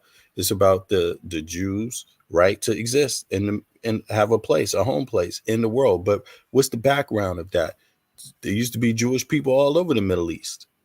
That's not the case anymore. You know, a lot of people don't know that, but it's come down to the sad reality today that, you know, they're not. What's your thoughts on a black Jew then, Well, yeah, VB? we can get into Is that there too. such a thing? Yeah, Right. like the black Jewish, some people, I Hold on, think hold in on. I Ethiopia. get you. Sorry. Yeah, yeah, that's true. But what I'm saying is that what's even more deeper, just as deep, is this thing about Negro, Black, and Africa. That's just as deep as anti-Semitism, or the conflict of anti-Semitism. You see what I mean? It's just as deep, right? And Absolutely. you see, and it's almost rooted in a similar dynamic, superiority. You see, if you want to look at the Bible and things like this, you know, Yeah, religion didn't help at all. Didn't help who's our cause at all. It yeah. kind of cemented certain racial Well, hierarchies. You see. yeah, and just like in the Bible, they're talking about who is God's chosen people. Obviously, if there's a chosen people, then that means somebody is not, and some people are not, and it's described in that book. Well, it's the same thing. The same case was made here when it comes to blackness. You see, Absolutely. You just so said that. I looked into the racism superiority history, is. and Hold that on, Jay. racial they connected it to the Bible. they share that, yeah, because you either talking about racism or xenophobia very clearly, Yep. very clearly, right? So, and those can be synonymous with each other, and if not, they're the byproducts of each other. If depending on how you want to argue it, but but the thing is that they should be very clear. Like when people are talking about blackness, people are talking about Africanness. It should be rooted in their human, in my view, in their human rights struggle too. That is the proof of it. If they're not involved in a human rights struggle about that thing, then that thing probably ain't that important. Hmm. Just like it is for women, it's rooted in the human rights struggle. You see directors for women. Yes, that's because it's important to women. It's supremely important, that struggle to their identity as a woman. So to me, it's like it should be the same thing about blackness and Africanness. Like when you talk about what is blackness, who is black, and all of that, it should be rooted in this, your human rights struggle about that blackness, about that Africanness. It shouldn't just be, broken off. Like it shouldn't be something that's just superficial, like, oh well, I'm black or I'm African. No, because then it makes it seem like that's a toy you can just play with anytime you want. You can give it out to someone when you just feel like playing like a kid on the playground. But you're not black or you're not African. I am. See, ha. Yeah, definitely. Like you, as you Go ahead. saying about. So shout out to Kat, big up Kat. Every time my UK sister. And Yeah. exactly that. So Yeah, but big up to her for bringing up black this, and for bringing that up. African, It's true. black and African is should be the same thing, isn't it? I would assume. But then when you're gonna get it, then when you say that to someone, they're gonna tell you that they're not African. They're this, they're that. It Right. depends on It the works both person. ways, right? We're not African. Or then the next person is like, but you're not black. Or you're not, it's always this thing. And it's like, come on, but go ahead. Go ahead, Jay. Keep going. Hmm? Yeah, that's exactly the experience. And it goes back down to the colonial or the religious background of your country. There was a time before religion, so um, we're taking it back to that standpoint. When we're talking about blackness and Africanness, we're not talking about the new age of um, character categorizations. So when for myself, and I presume like my sister Cat there, when I say black, I mean that I mean that you're African. But where you're getting the challenges is now, we're Jay, seeing you the got her rise of. handle? You got her Sorry, handle? You got her handle? YouTube handle, by the way? what's the handle? The her YouTube page Her name. address. Yeah. Yeah. Yeah, I don't know her Oh, sorry, handle. no, I haven't. Okay. I want to connect with Kat. Hopefully Okay. Okay. she'll you know I'm not sure, she might be sleeping at the moment, but yeah, the definitely like to link up with Kat and do some shows with Kat. Oh, you know what? You know what? I think I can find it Or right now. Go maybe, ahead. Keep going. Yeah. yeah, we'll invite her up, BB, and bring us up as well. And maybe get 24 and a couple of the UK people up. Because we're all different. As we are all underneath the black or the African or the black British. Um, we're all from different parts of the world. I think 24 is from, shout out to 24, 24 Africa, from the continent. Also Cat, and then my experience, I'm from the Caribbean. Before Africa. So it's quite interesting. Um, and yeah, it's definitely it is kind of wordplay, but it doesn't help at the moment. Like what we've got, all these rise of these offshoots of religions, and they tend to have the same kind of um, racial hierarchy going on, and the seems to be like the erasing of the African history. I tell you what, I didn't jump onto Tahuti, but Tahuti was live, and Tahuti's he was talking something about Egypt, Tahuti, the one that got bitten by the snake. He was live, so I just looked at him, and yeah, I was trolling, but I didn't write anything in the chat. But the whole panel, I said to my missus, I was like, the whole panel was all white people on his panel, and they all were saying Hotep.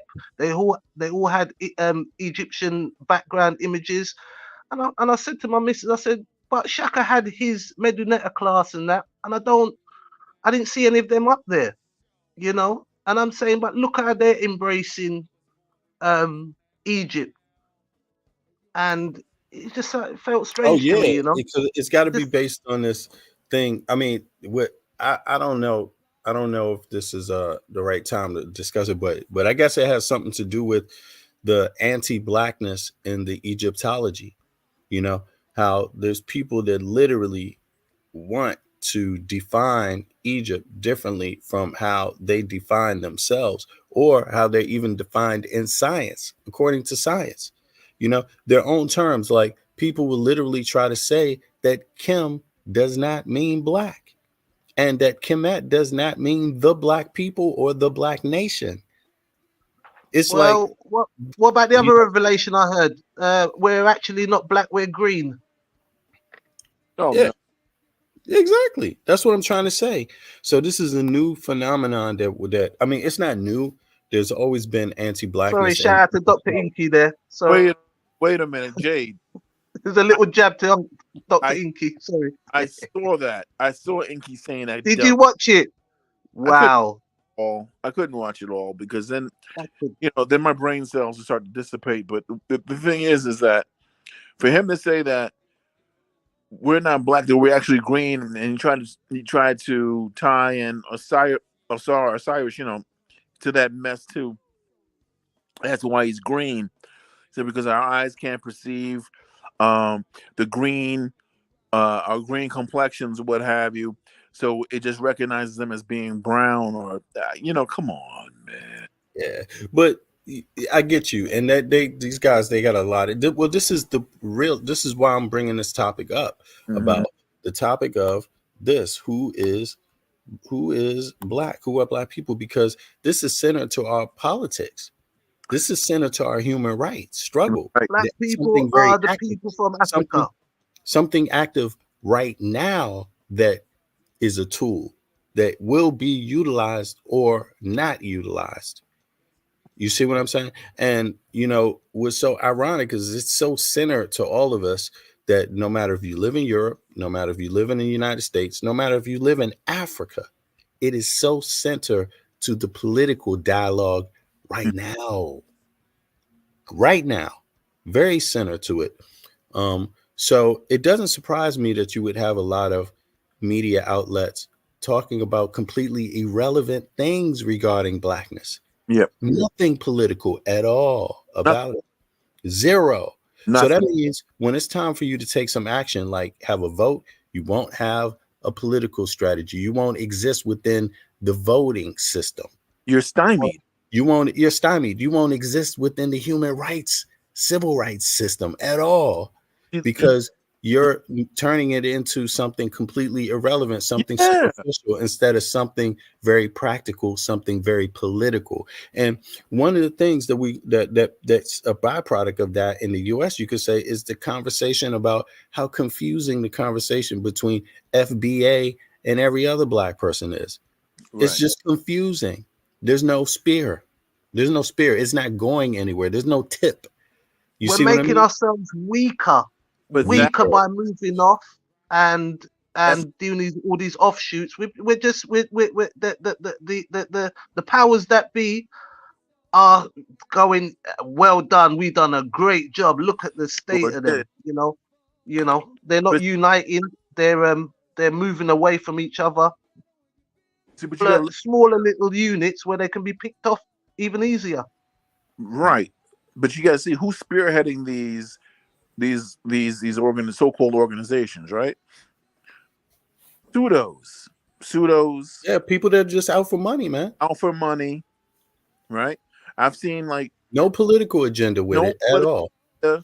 They're there to misdirect and confuse people away from what we should all have, the same goal as for human rights, bettering our condition, or what have you, right? So, Mm-hmm. so there is no political action from these FBA, ADOS, all that crap, right? From the Hebrew Israelites. Sorry, it just is what it is. The Moors, the Aboriginals, and so there was no action. No action. There's no action from the Pan Africans either. Where they at? There's no action. They seem to all lost this center Yeah, point, which is this. This is that, the center point. that's right. This is what it was all about. This is exactly what it's all about. You know, and it seems like they have forgotten that, brother. Like They did all of them. all And right. although in the human rights apparatus, Africans have been very active. They had the Durban Declaration, and what came out of the Durban Declaration is the permanent forum for people of African descent, and even before that forum, the CERD 34.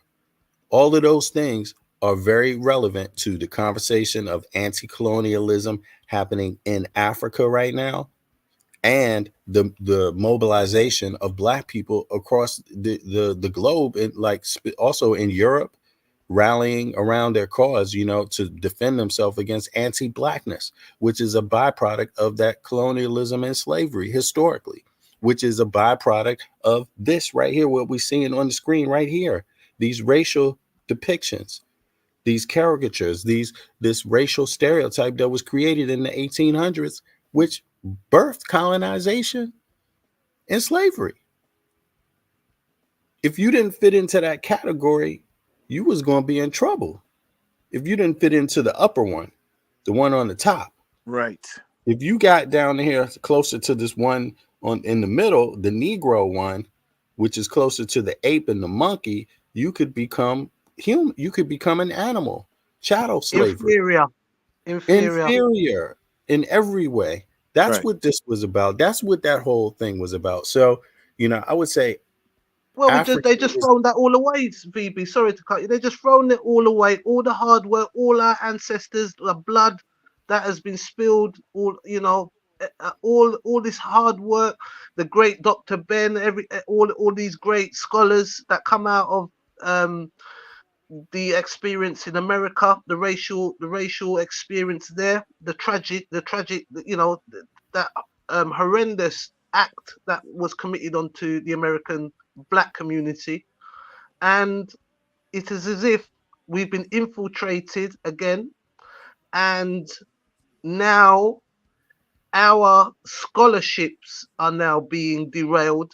Our masters, our golden generation of knowledge is slowly being eroded by infiltrated but being perpetuated by our own people. yeah, there's an anti Mhm. movement. There's an anti-Black, anti-African, people of African descent political movement, to derail the politics of that. Right. You see, and it looks like it's buffoonery. It looks like it's opportunism that is the anti uh, African or anti people of African descent human rights movement.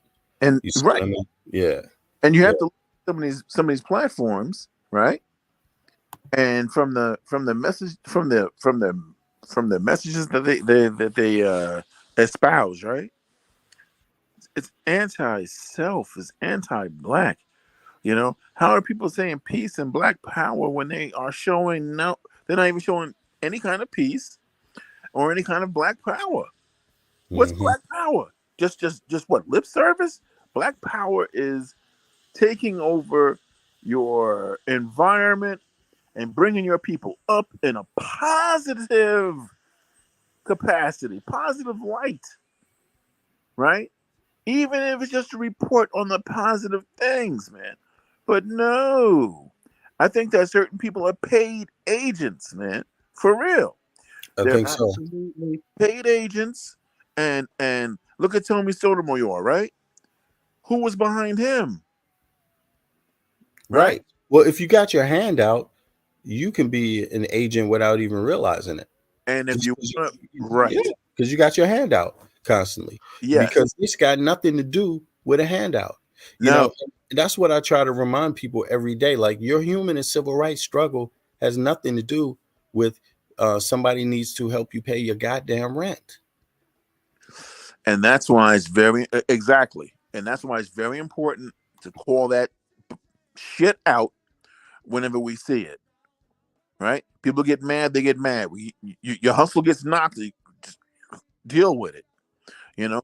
But the thing is that um these you see who's taking advantage of their own people. Right? Mm-hmm. And they're doing it for bucks, man. That's what's all about, bucks, right? So the thing is that they must be called out and exposed, and that's it. All coonery has got to be exposed, man, for real. Mm-hmm.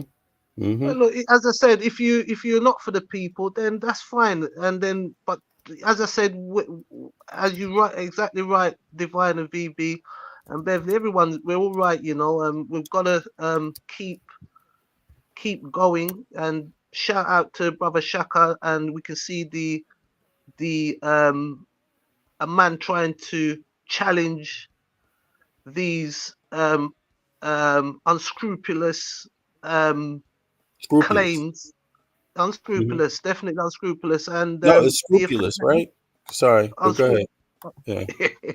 Yeah, Yeah. sorry. So yeah. So he's getting, you know, where he should be. We should be praised, and we're here supporting him. And you can see how our little movement is kind of small, and bigger Oh, Jade. movements that say that they're black power and all that. They're the ones harboring, you know, all kinds of um Deviant. disgusting people. Yeah, from our community. Sorry. No, no, you good, man. It's me. I forgot, man. I made a mistake there. You're right. It's unscrupulous. Mm-hmm. Yeah, Absolutely. yeah, unscrupulous. Yeah, Yeah. unscrupulous. Yeah. You know, the you People, know, the and just it's just but it's just what I like about it is just showing you the realities of what's going on. That's why I never like people striking people's pages, or no matter what they want. I think there should be free speech so you know who they are, and we can start to kind of say, right, okay, get away from these people, and this is where it's actually at. Yeah, this is not that, you know, they're not taking you anywhere. They're actually putting you back into bondage, and even a worse kind of bondage. They are now taking the part of the master and Well, are see, doing it to their own people. yeah, and see, I see them as like they may be unscrupulous. You know, these personalities may be unscrupulous, but what's behind them, directing them via the cash app, via the handout, is something that is very scrupulous. Because how could it land dead center in front of our actual human rights and our actual identity? See, that's the thing. It didn't just show up there by accident, just boom, yeah. you know, to create division. Nah, it's very scrupulous in a sense, but it's obviously it's not them. They're byproducts. A Yeah. sellout is just a sellout. Yeah. You know, But true. They don't As you know what the hell they're doing. and but you as you said, they're under, you know, they're under this the witchcraft of money. You know, they're in search of money. They're you know, this whole the movement is not about money. So as we're saying, it's the core is human rights, and it's not just for us. It's human rights for all people. You see, the uplifting of the people. You know, we have people suffering in on the continent, in our communities, in the experience underneath the powers that be, and we've seen the effect. We know what the effect is, and what it's done to our people. And I really feel, I do not know how we're going to get out of this, because we've had our golden age. We are definitely not in a golden age at the moment, as a black nation of people, and I don't know when or how we're gonna keep doing what we're doing, and and we're all doing this for our ancestors and remembering what they went through, and we're never going to forget that. We're never going to make someone just come along and tell us that we're now from a totally different part of the world. We're a part of a different culture, and not um, look into our rich history, our our human experience on this planet is something to be celebrated, and we're just not going to have these people. We're not going to let them get away with it. We're a small group, but we're unified on that. We're unified on human rights. And we know that these people are paid agents, and even if they're not, some of them are not even paid agents. That's how bad they are.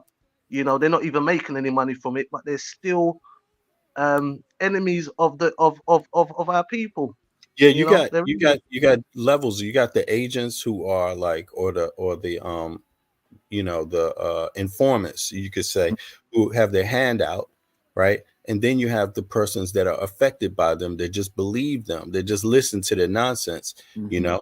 And there's a lot of them too. I mean, those are the people that are the listeners of those platforms, that just, and there's numerous ones of them. Those are the people that they go out there and they recite the agent provocateur's talking points, Right. you know. And yeah, but go ahead, Divinely. But then You you have puppet master, right? So exact.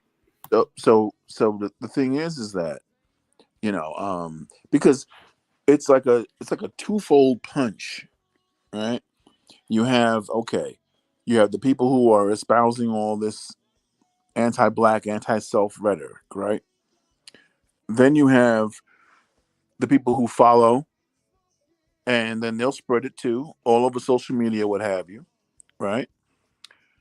And then you have people who who print these books up, man. So not only are you going to hear the message, but you can read that crap too. You know, Hmm. like you look at Dane Calloway, right? His books are like $50 a piece. You know that? And the thing is that the slave trade happened in reverse. What kind of sick shit is that? So there are certain people who we might have to just say, man, you ain't black no more, man. Just But yeah, well, cut but them right how off. are you black? Because again, how are you politically black? What's the point in being black if you ain't politically, and there's nothing Uh, political about it? exactly. So if you're not politically black, then that means you're not really a part of a recognized movement. Right. Right. You're not part of a recognized civil rights movement. You're not part of a recognized human rights movement. So, that, I mean, that's how I see it. You could be part of any movement you want to be, but is it recognized? Right. You see, Right. And, you and, know, and if you're throwing your Africanity away in the garbage, if you're throwing your blackness away in the garbage, then what good are you?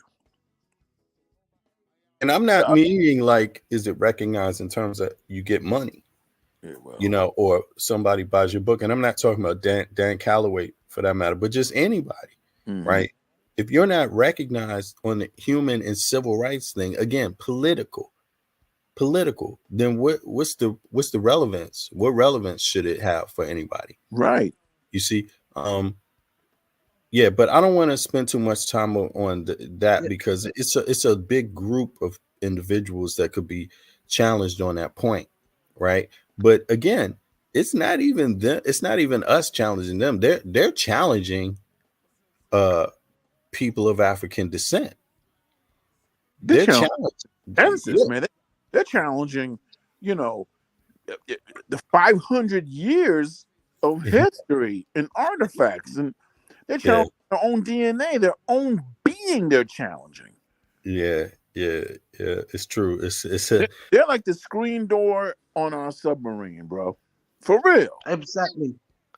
And as we've got this anti-black, we also now have the celebration of different cultures, eh, taking our culture, absorbing our culture musically, um, culturally, styling, everything. They're celebrating our stuff. As I just said, I looked at a chap from the West Coast.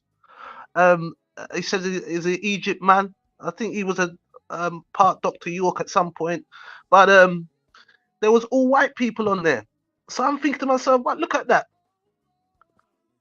These white people that are, and I do a lot of videos on Instagram as well. And when I look at a lot of the music, the dancing, especially in like place like Japan, it's strictly hip hop.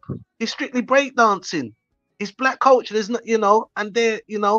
So we're just, they're throwing a lot of stuff away, and it's a very silly move. It's not wise to go and splinter yourself off because you're just going to be picked off. Oh, I also wanted to say I think we're also experiencing post Dr. York, because even what Dr. Enki said, apparently Dr. York used to teach that same thing that Mm. that your blood used to rust or something like that, or you used to turn green. So he was so we're getting that. We've also had Nature Boy, another Dr. York, polite as well. So that is another thing we're gonna have the effects of and there's still people out there that believe, and still think that this guy um still is the God, still got people calling this man free God and stuff like that. So if people cannot see where we're going, believe you me, I just can't fathom it. Well, the thing is that people like the people that you've mentioned, man, they're they're enemies of black folks, man, because they did not they all three had a chance to organize and do things positively for for our people, right? Especially Dwight York, right? He had the property, he had land. If he was into properly instructing people on how to be proactive, right? But they weren't. They were just some sort of like malicious anti-black demagogues, man, and degenerate sellouts, man.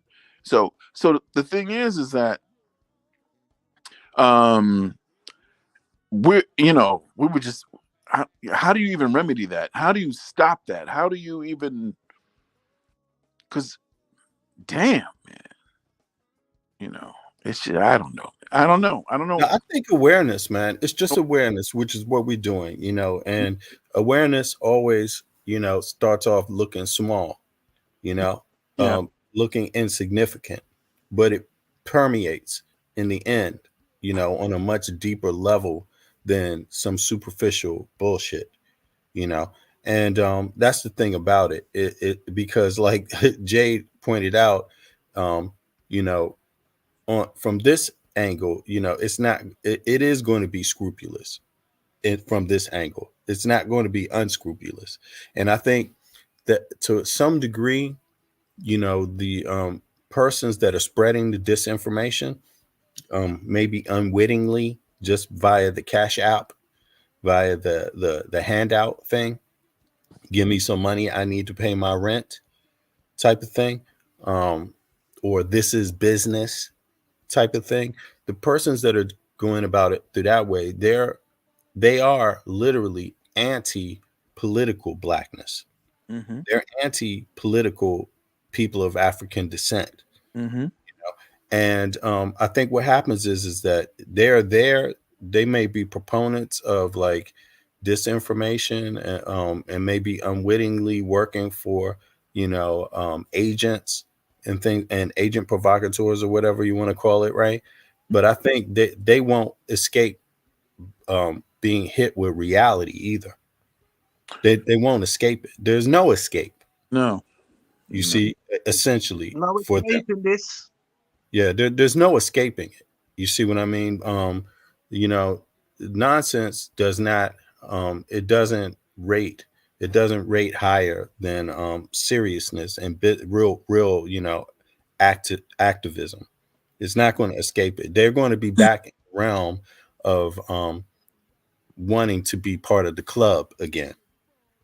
You see what I'm saying? Like, and if all they're looking for is a cash app and some money, well, guess who's going to be coming up on, you know, harnessing their true power? You know, it's not the other way around. So these kind of like movements from persons that want to like invade blackness or invade Africanness, when it comes to money, when it comes to oil, when it comes to book sales, when it comes to anything, a handout, right? Those people are going to find themselves on the end of the, you know, the losing end of the stick in an extreme manner, in the same manner that they talk about Asians and talk about Asian colonizers, you know, Arabic colonizers, European colonizers being on the end of the stick. They're going to find themselves on the extreme end of the stick. You see, I think, you know, and I'm talking politically, economically, socially, all those things, you know, because they're all connected. You see, so yeah. But again, we just we coming back to this topic of who can be black, who are black people, and discussing the relevance of that, because there seems to be a common thread across the diaspora, whether you're talking about in the US or whether you're talking about in Europe, some confusion, a little or a slight variation. And it's always good to have a conversation, um, so people can get a clear view of what's going on, what's important, what people even mean in the language, by the way.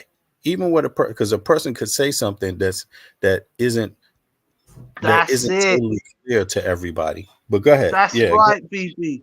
Because you know, someone might say something as I think you know what Kat was saying, and um, you know, I could understand what she was saying, but for someone else, it might send some alarm bells, you know, ringing, you know, and it should do, because y- hey, we are a part. We have been colonialized. We are a part of that experience. There's no doubt about that.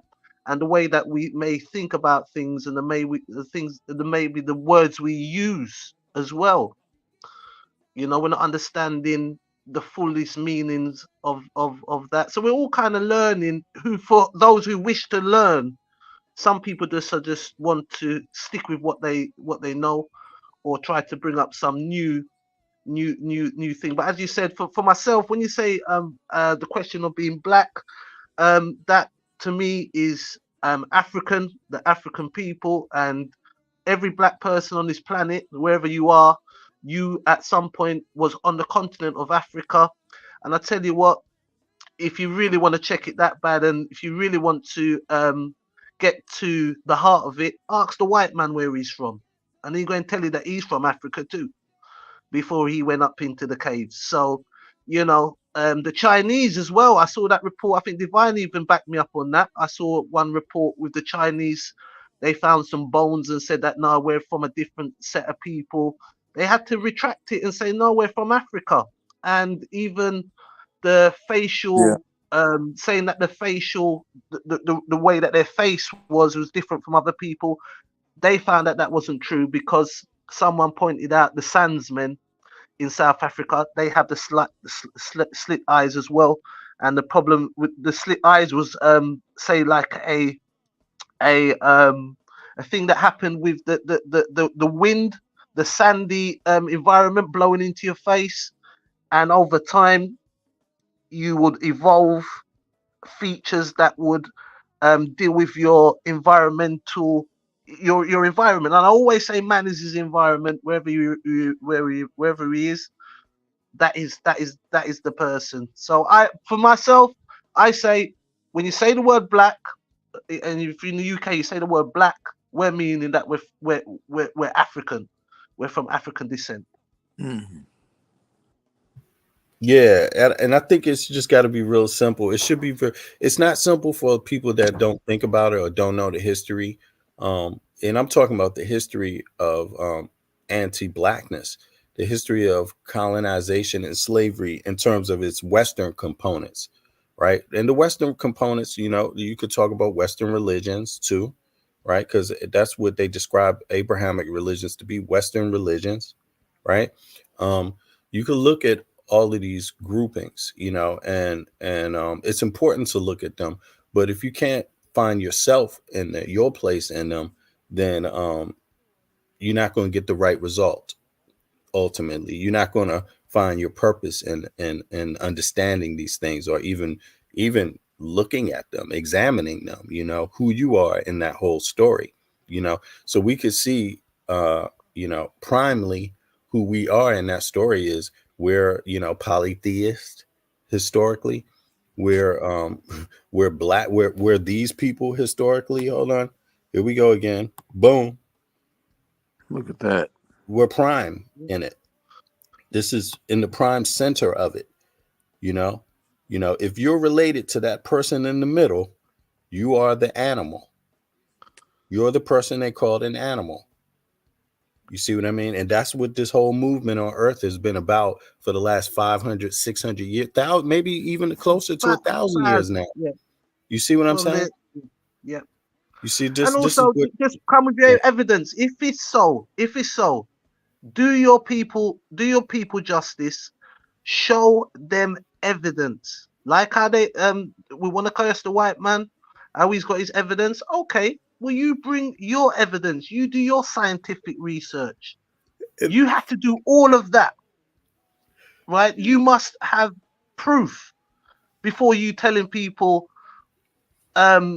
this and that. And the followers of these people, ask them to prove what they're saying. and Jade, you don't have to have all the components of the person in the middle to be caught up in its in the anti Right. politic of it. See, you can have a little bit of that afro, or you can have a little bit of the dark skin, Yep. or you can have a little bit of the lip and the nose too. you, you Yeah, see, but across the that world, affects you have that you too. feature. You have that. Sorry, you have that facial feature across the world. You have Chinese man with big nose, big lip. You've got white man with big nose, big lip. You know, you have you know, this. You know, this is what I'm trying to say about these people. They are pushing a Darwinism uh, uh, um, view, and it's no evidence in what they're saying as well. That is the key to it. And, If and, someone had evidence, and I mean, Shaka's always said that he's not saying that he's not, you know, he's given a chance, but just bring your evidence. Where is your evidence to say that it's contrary, that we're not from Africa, we're not, you know what I'm saying? And look at where we're coming from, and we're going back to this. Look at the screen, people. and see, This is how they categorize people. and you could be mixed with this person in the middle and get the same result. See, you could be part Asiatic or part Arab and mixed with this person, and you will be called the N word in the Western world. That's what you would be Absolutely. called. That's what's happening. And a person that has lesser of these traits could be looking to kill your ass every day, or You know, exile you politically or economically every single day of the week. Now, the closer you absolutely. are to that one in the middle, it doesn't matter by name, even just by name can be a problem. You see, you could have this name Moses. You could have this last name Atan. You could have all these little African kind of names associated with Africans or quote unquote Negro people, sub-Saharan Africans, whatever, all those classifications. You could have your hair could be a little bit kinky. It doesn't have to be totally kinky, but a little bit kinky. Boom, negative. Again, sorry to somebody else that has less of that. You could have the lip, just the lip component, bad. Nose component, aha, I see you. You see, that's what this is all about. And what are the political ramifications of that association? Slavery, Right. colonization, Right. and even belittled in religion. You see, Absolutely. all those things confused together against you. You see, so that's what so when I think about who are black, who can be black and who can't be black, it's the people that are affected by this politic, who that are black people that are that can be You are black. what your enemy says you are, right? Yeah, that's how I Mhm. look at it. You can, So no matter what we're gonna say, they're gonna look at you the same way and treat you the same way. You're gonna be under the same experience. Now, even if you've got money and if you don't have money, you're gonna be looked at and you're gonna be treated as inferior. The rise of beauty, as you said, like the beauty, the features, that's from the rise of the Enlightenment. Because it wasn't so all the time. They really need to look at their history, these people. The white history was not is a very modern thing. This is the greatest that they've ever been. Right? There was no difference between the European experience and the African. Actually, they were worse off culturally. And I mean, Egypt, for an example. Egypt, the greatest civilization known to man was in Africa, right? And nothing like that was going on in Europe. Egypt was feeding the world, but then we had the rise of, the Renaissance, the early internet, I call it, the paintings, the beauty, and as you said about the facial types, and I said that different people from across the world will have the same uh, you could find that facial type across the world. Who's to say that they haven't got black in them? Who's to say that it's solely a black thing? I'm not sure to say. I'm not sure, but what it is with the that rise of even the Western um, idea of beauty, which came out of Greek and Rome. They wouldn't necessarily be showing the people with big noses. They kind of started to look at more finer noses, and we can see in fashion today, and the idea of beauty, and we can see the contrary to that fact, because Africa's got the most beautiful people on this planet, you know, most beautiful. There's no, can match anything, and is better. It's the cradle of civilization. It's the cradle of civilization. Exactly. So we could call this anti-blackness as being anti-cradle of civilization. Yep. Essentially. So it should be pretty clear that for me, it sits at the importance of like what people are doing today. If you're going to be politically active, if you're going to have an identity, the question to me is, where does your identity fit within this blackness? For me, that's the question. you know um it might fit in there 80%, it might fit in there 70%, whatever, 100%, whatever you want to call it. But to me, what's relevant to justice is at the root of that question. How much are you for justice? Because again, how they describe this thing is like, let me see here. It's called the let's say transatlantic slave trade. It's a transatlantic slave trade is described by the UN as being a crime against humanity. Absolutely. See, We so gave human rights to the world by breaking the chains. That's what we gave, because everyone was under some sort of bondage. murder, extermination, enslavement, deportation, imprisonment, torture, rape, prosecutions on political, racial, and religious grounds. So anti-blackness is pretty much the Ev- mother of this. all of that. You see, so yeah, so I would encourage people to look into that. Let's have There more was a conversations question. about it. There was a But, question by Storm. Sorry to cut you, VB. There was a question by Storm. Shout out to oh, Storm. really? I don't know if you wanted to have a look at that Oh, I missed question. that. She's Sorry about asking. that. Did you That's guys all right. discuss African Americans versus black? Is there a difference? Well, we discussed all of it, like, because the same, you know, how I see it myself is like the same dynamic you can find within African American conversation, it can be found within the European conversation too, about blackness. Like there seems to be some different understanding about it, and from different components, different people.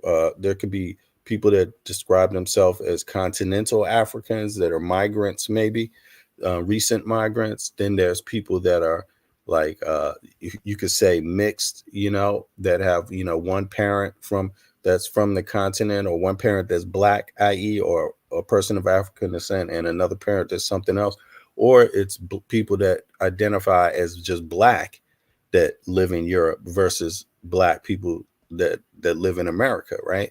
And to me, it seems like most of the conversation where the confusion comes in is around those three dynamics existing, and those three trying to come to some understanding. So they express it through their language. And one of the things that pops up is like, who's African, who's black? And I think what we went over here is that what is politically um, factual right now, what's politically relevant, and those are that is the term people of African descent, according to the UN, right? Which is a UN term, which has a specific definition, Mm-hmm. and then one of the main components of that, or one of the things we all have to reckon with as people of African descent, that is anti-blackness and the history of it, and why understanding those two things are prime in any type of political movement or existence, you know. So there's, you know, yeah, that's kind of the conversation we were having, but it got prompted by something that Storm made. A good example of that is something that Storm, or no, not Storm, Cat made, and on Shaka's panel the other day, she made a comment, or several comments, where she was just talking about how she identifies, and she said that she identifies as African. May you She play it ident- again, please, yeah, VV? let me play it Sorry. back. Yeah, Is yeah. that all So right, people my can man? hear it. Sorry. Because Yeah.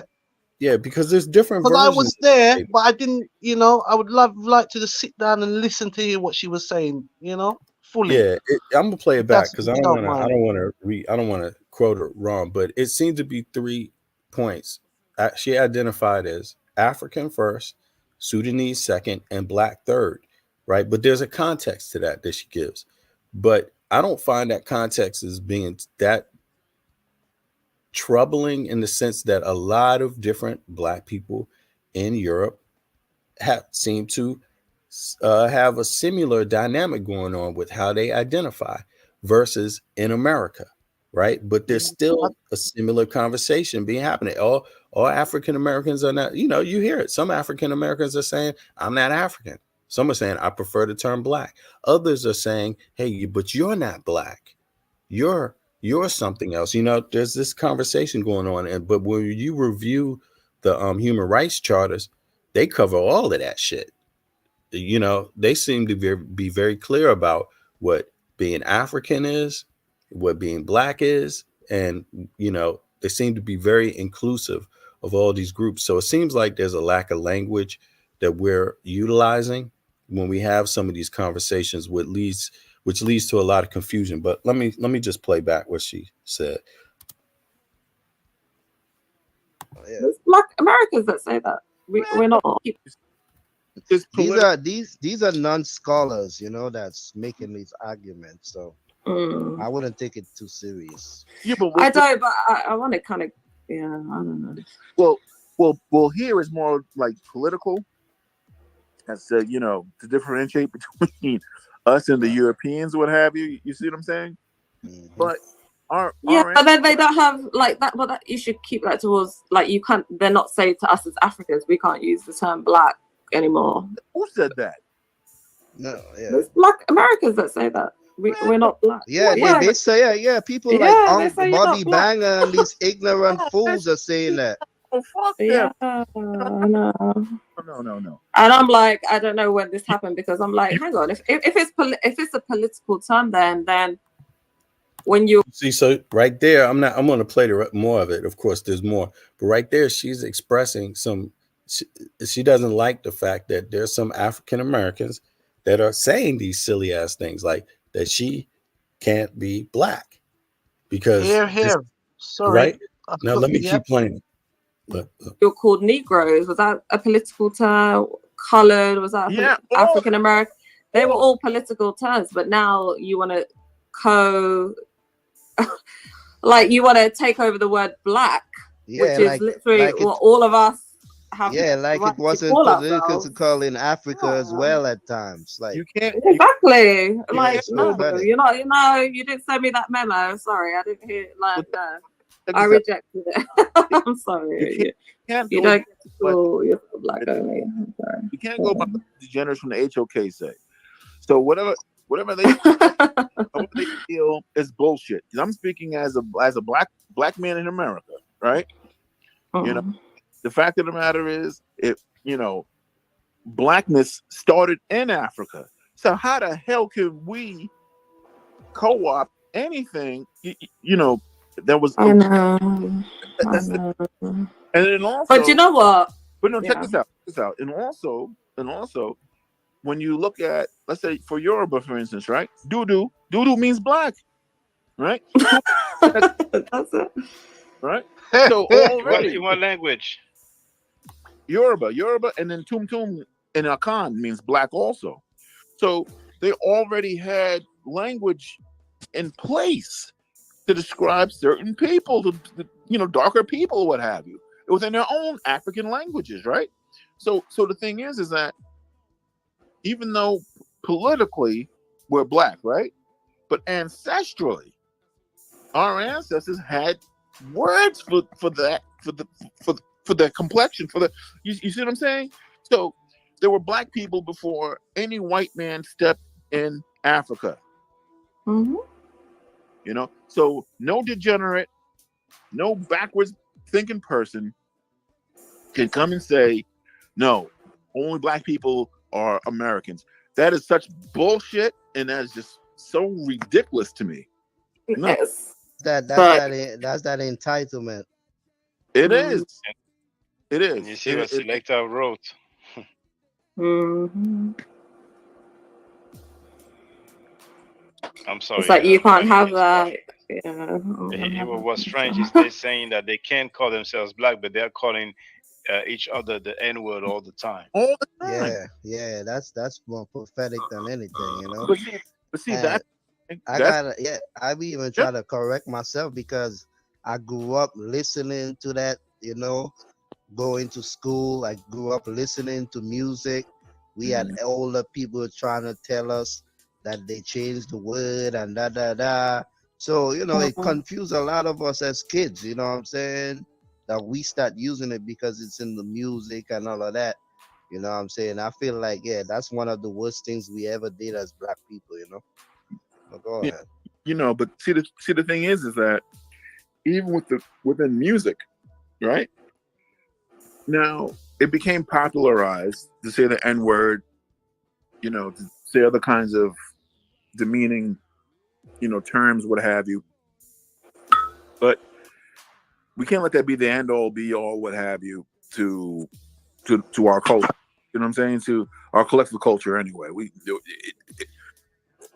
that really, you can't let, like, entertainment you know what I'm saying?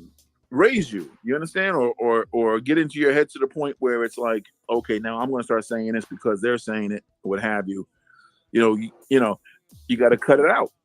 See what I'm saying? It's like certain things you just have to cast out. And Yeah. that's dead. It's easy. Yeah, it's easier to say when you at our age, you know, but when you as a child growing up in society and the elders adapting it and accepting it, it trickle down to the children. So it's high. Yeah, I Facts, fully Hebrew. understand what you're saying. And the people back in them times, especially in the 90s, Talking about that your mind. was adults, they had more responsibility. Yeah, When they it, did.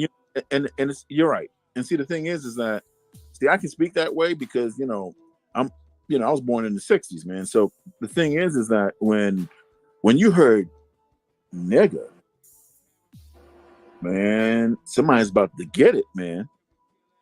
You know, Mhm. It wasn't like it wasn't accepted that way like it is now. Right. Yeah. You Yeah. know, it's like fighting words, man. Like, you know, nigga, no, no, no, no, no, no, no. You No, know, no, no, no, no.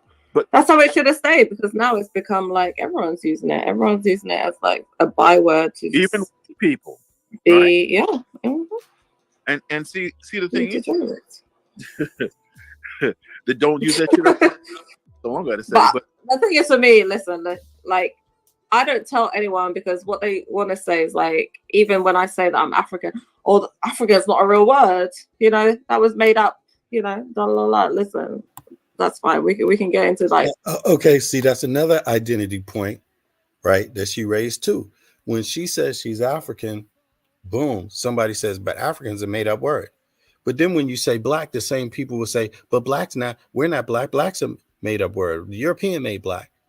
You see, in all of these groups of people, what they don't either they realize it and they're doing it on purpose, or they don't realize it, is that they're actually going against our human rights charters, which are there presented to protect us against racial discrimination, anti-blackness. They're actually making every argument against it. The same arguments that the white supremacists will make, the same arguments that other anti-black persons would make across the world. The same point, the same bullet points. Well, you're not African. African is who's African. The Arab would say, I'm African too. And then the same Arab would not recognize anti-black racism. You see, a European would be like, well, we're all African. But then they would be also saying, but anti-black racism. Look, there's plenty of people that say that. If you look across Europe, they're still trying to implement laws on anti-black racism. While you hear people saying, well, we're all African. At the very same time, the UN has already outlined it, that who people of African descent are in detail, and said that these nations should implement laws against anti-black racism to protect these groups called people of African descent, the various groups. So you see, hold on, let me keep playing. the semantics and stuff like that. But then you are okay with like being called African American for decades, or Yeah. colored, you know. We weren't telling you how to identify yourself, so you're not going to tell me how to not identify. I call myself an You see that? So she's talking about other quote unquote people that are described as people that say they're victims of slavery, people that say they're victims of colonization, people who are identified by everybody else as being black or African, are telling her she can't be black, she can't be African. But who else would do that? That isn't that ironic? The same people that are against our human rights are saying, making the same dumbass bullet point arguments. right, but VB also, I mean, there's no movement naming her such or trying to take her Africanity away or blackness away. There's there's a movement. There's a movement. What movement? It's by these unidentified, you know, it's like I'm saying, there's people that are against the UN directives for people of African descent. Right, but what I'm saying is that in our situation, right? When she said, "Oh, you guys were okay with being colored," well, no, we weren't. But she's saying that as a response to persons telling her that she can't identify as African or black. Yes, but she's pointing out the same insidiousness. Okay, but the thing is that we were not okay with that. Yeah, well, all of us weren't okay with that. That's true. Absolutely. Yeah, true. And so the thing is that, but we did not name ourselves here. You see what I'm saying? Right. So when we had those terms colored, those were not we didn't come up with those terms. No. True. No. And but see, the thing is, we embraced black. For we embraced black and African. We embraced it. Right. Our people in the United States of America, there was a census, there's polls that went out where the word Negro and colored were dismissed. Or African and black. And see, because black resonates with African resonates with black. Right. Exactly. True. Right. So the thing is that But then we have persons today that seem just out of nowhere have these complete opposite arguments, well, yeah, but yeah, right? like, but these persons really don't mean anything because it's not like the government's doing it. It's not like you They see. basically taking talking points from anti-black proponents in the world. Yeah, so I don't mean to belittle her feelings or what have you, but it's not the same as if because it's not like, okay, um um our government is seeing you as such, let's say, right? Yeah, true. It's a couple of dudes on social media that's giving you like a little hard time or whatever. You Yeah, understand? yeah, So it is. It totally, is. totally. She is, and others though. It's not just her. She's not doing it on purpose though. It's that these people are starting to take up space, and it's not that they're affecting black folk and like herself or Africans like herself. It's affecting all of us. Well, it is. It's It affecting us all, because we're talking about them as a problem. it is. And Absolutely. when you confront them, let's say on social media, what have you, right? Their resort is ad hominem attacks, right?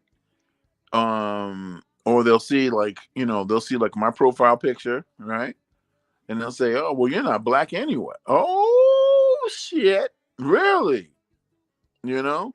So the thing is, I was saying, "Well, you're not, Right. and so why are you even listen?"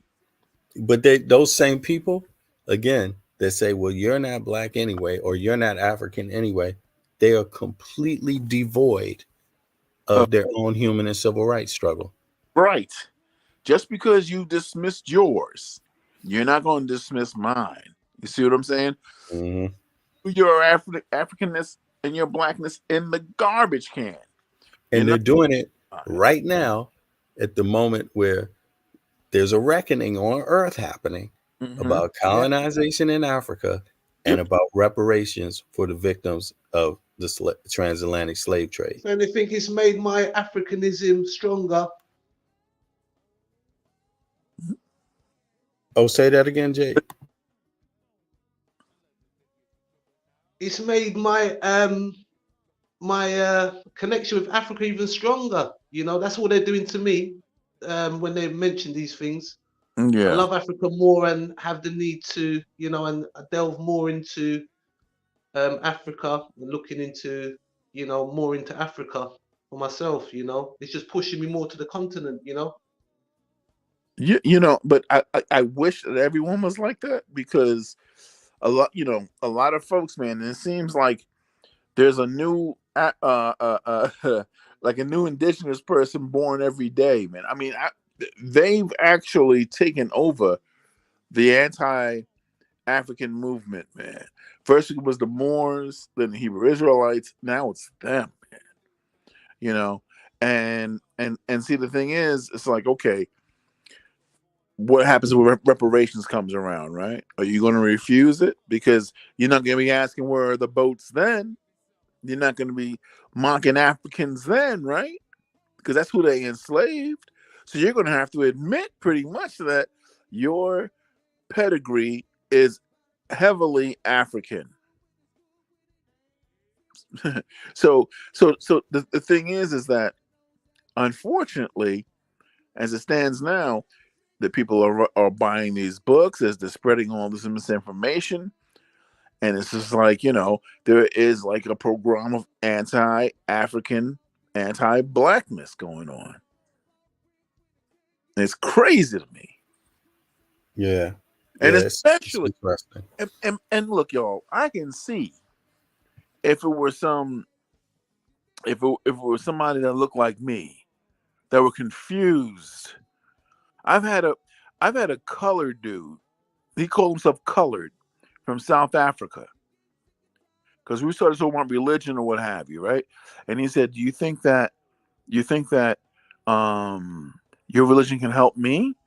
And I was like, "Well, where are you from?" He said, "I'm from South Africa." I said, "No." I said, "Why don't you have your own ancestral practices, he was like, "Well, I'm colored." So what they did was they separated us from our families, man, and had us living in between the whites and the blacks. I was like, "Oh my god, man!" I said, "You don't even know what you are, where you stand." That's insidious, man. Yeah, and what I want to do next. I want to have this conversation again, but I Mhm. want to do a map and outline these different proponents.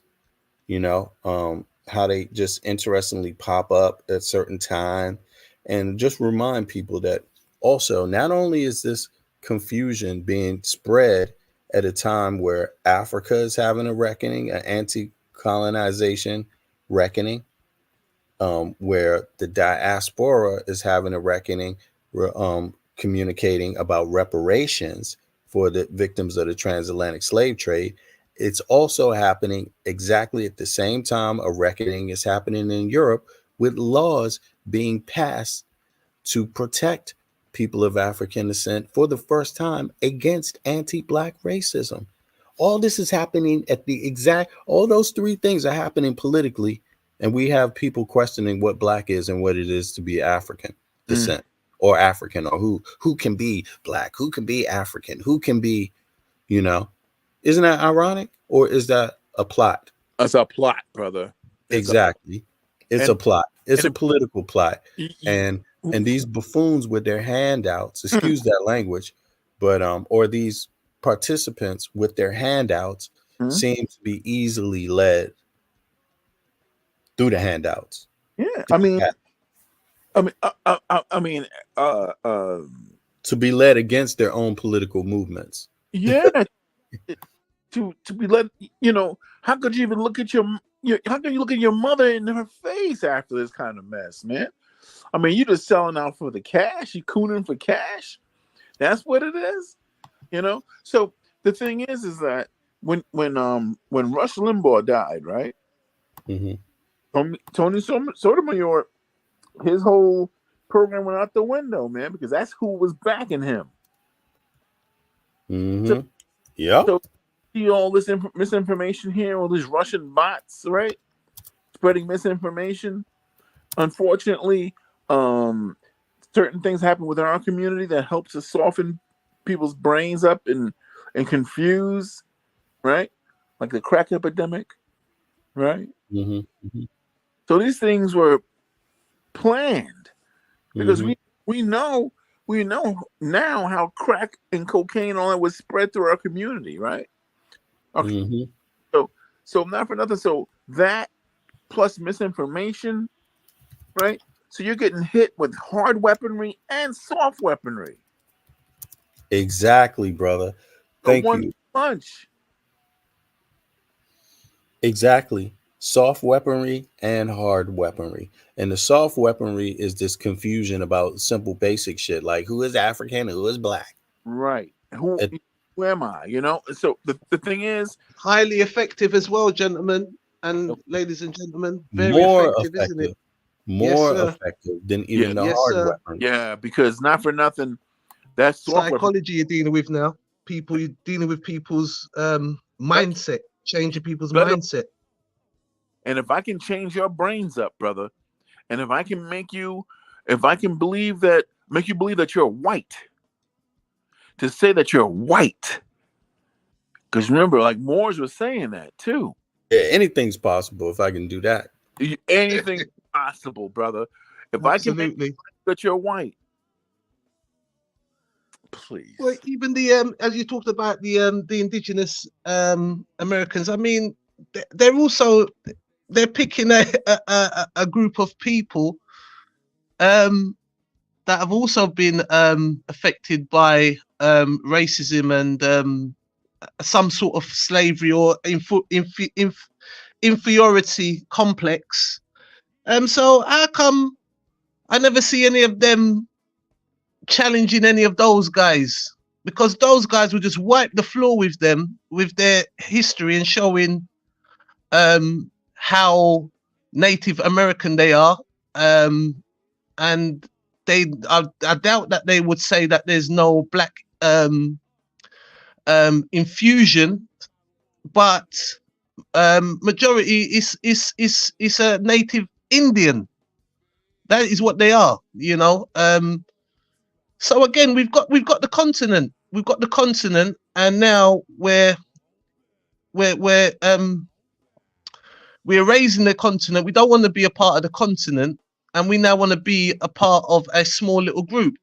And what Divine said as well, where kind of where it stems from, where he said about South Africa, and we got to really realize this, that we our community was hit in the core. You know, they went to our motherland and started to change the mindset of the people on the continent, you know, and the people on the continent are some of them are further away from their natural heritage. Yes. Say for me and you, for me and Divine, and me and VB, we hold up Africa more to them, or their traditions, and look into it. You know, it's just this as you said, this enemy has used hard weapons, but now he's using the soft weapons, and is so effective. I mean, in Africa, you can say, I looked at it, was Christian, Muslim, and then you had indigenous practices, also languages, English, French, Portuguese, Dutch down at the bottom there. You know, Italian on the other side by Ethiopia and Somalia.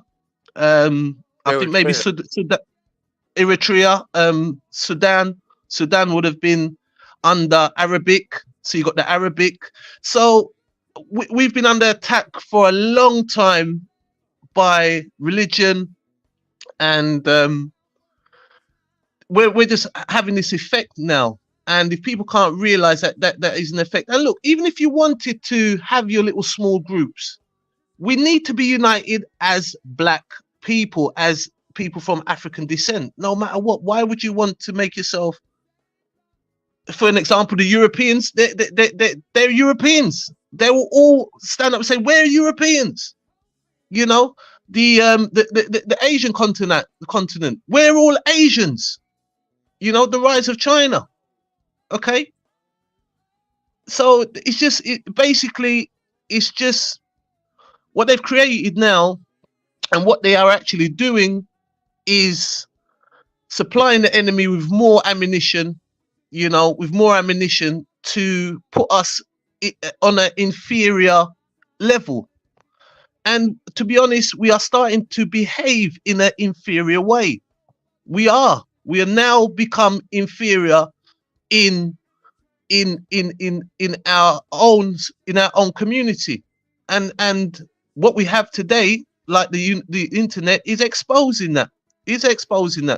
I believe that there's a lot of people out here that really could be a benefit to um the black community. I'm not sure why they don't go onto online as much, or maybe we need to be promoting these people. But as you said, these people have got a lot of following, and it is dangerous because there's no other way of survival without unity. You know. Right. Sorry, I'm gonna Yeah, mute out. yeah, Sorry, guys. yeah. That is how it's actually done on Earth. It's actually done through organization, you know, Mhm. and unity is a key component in organization.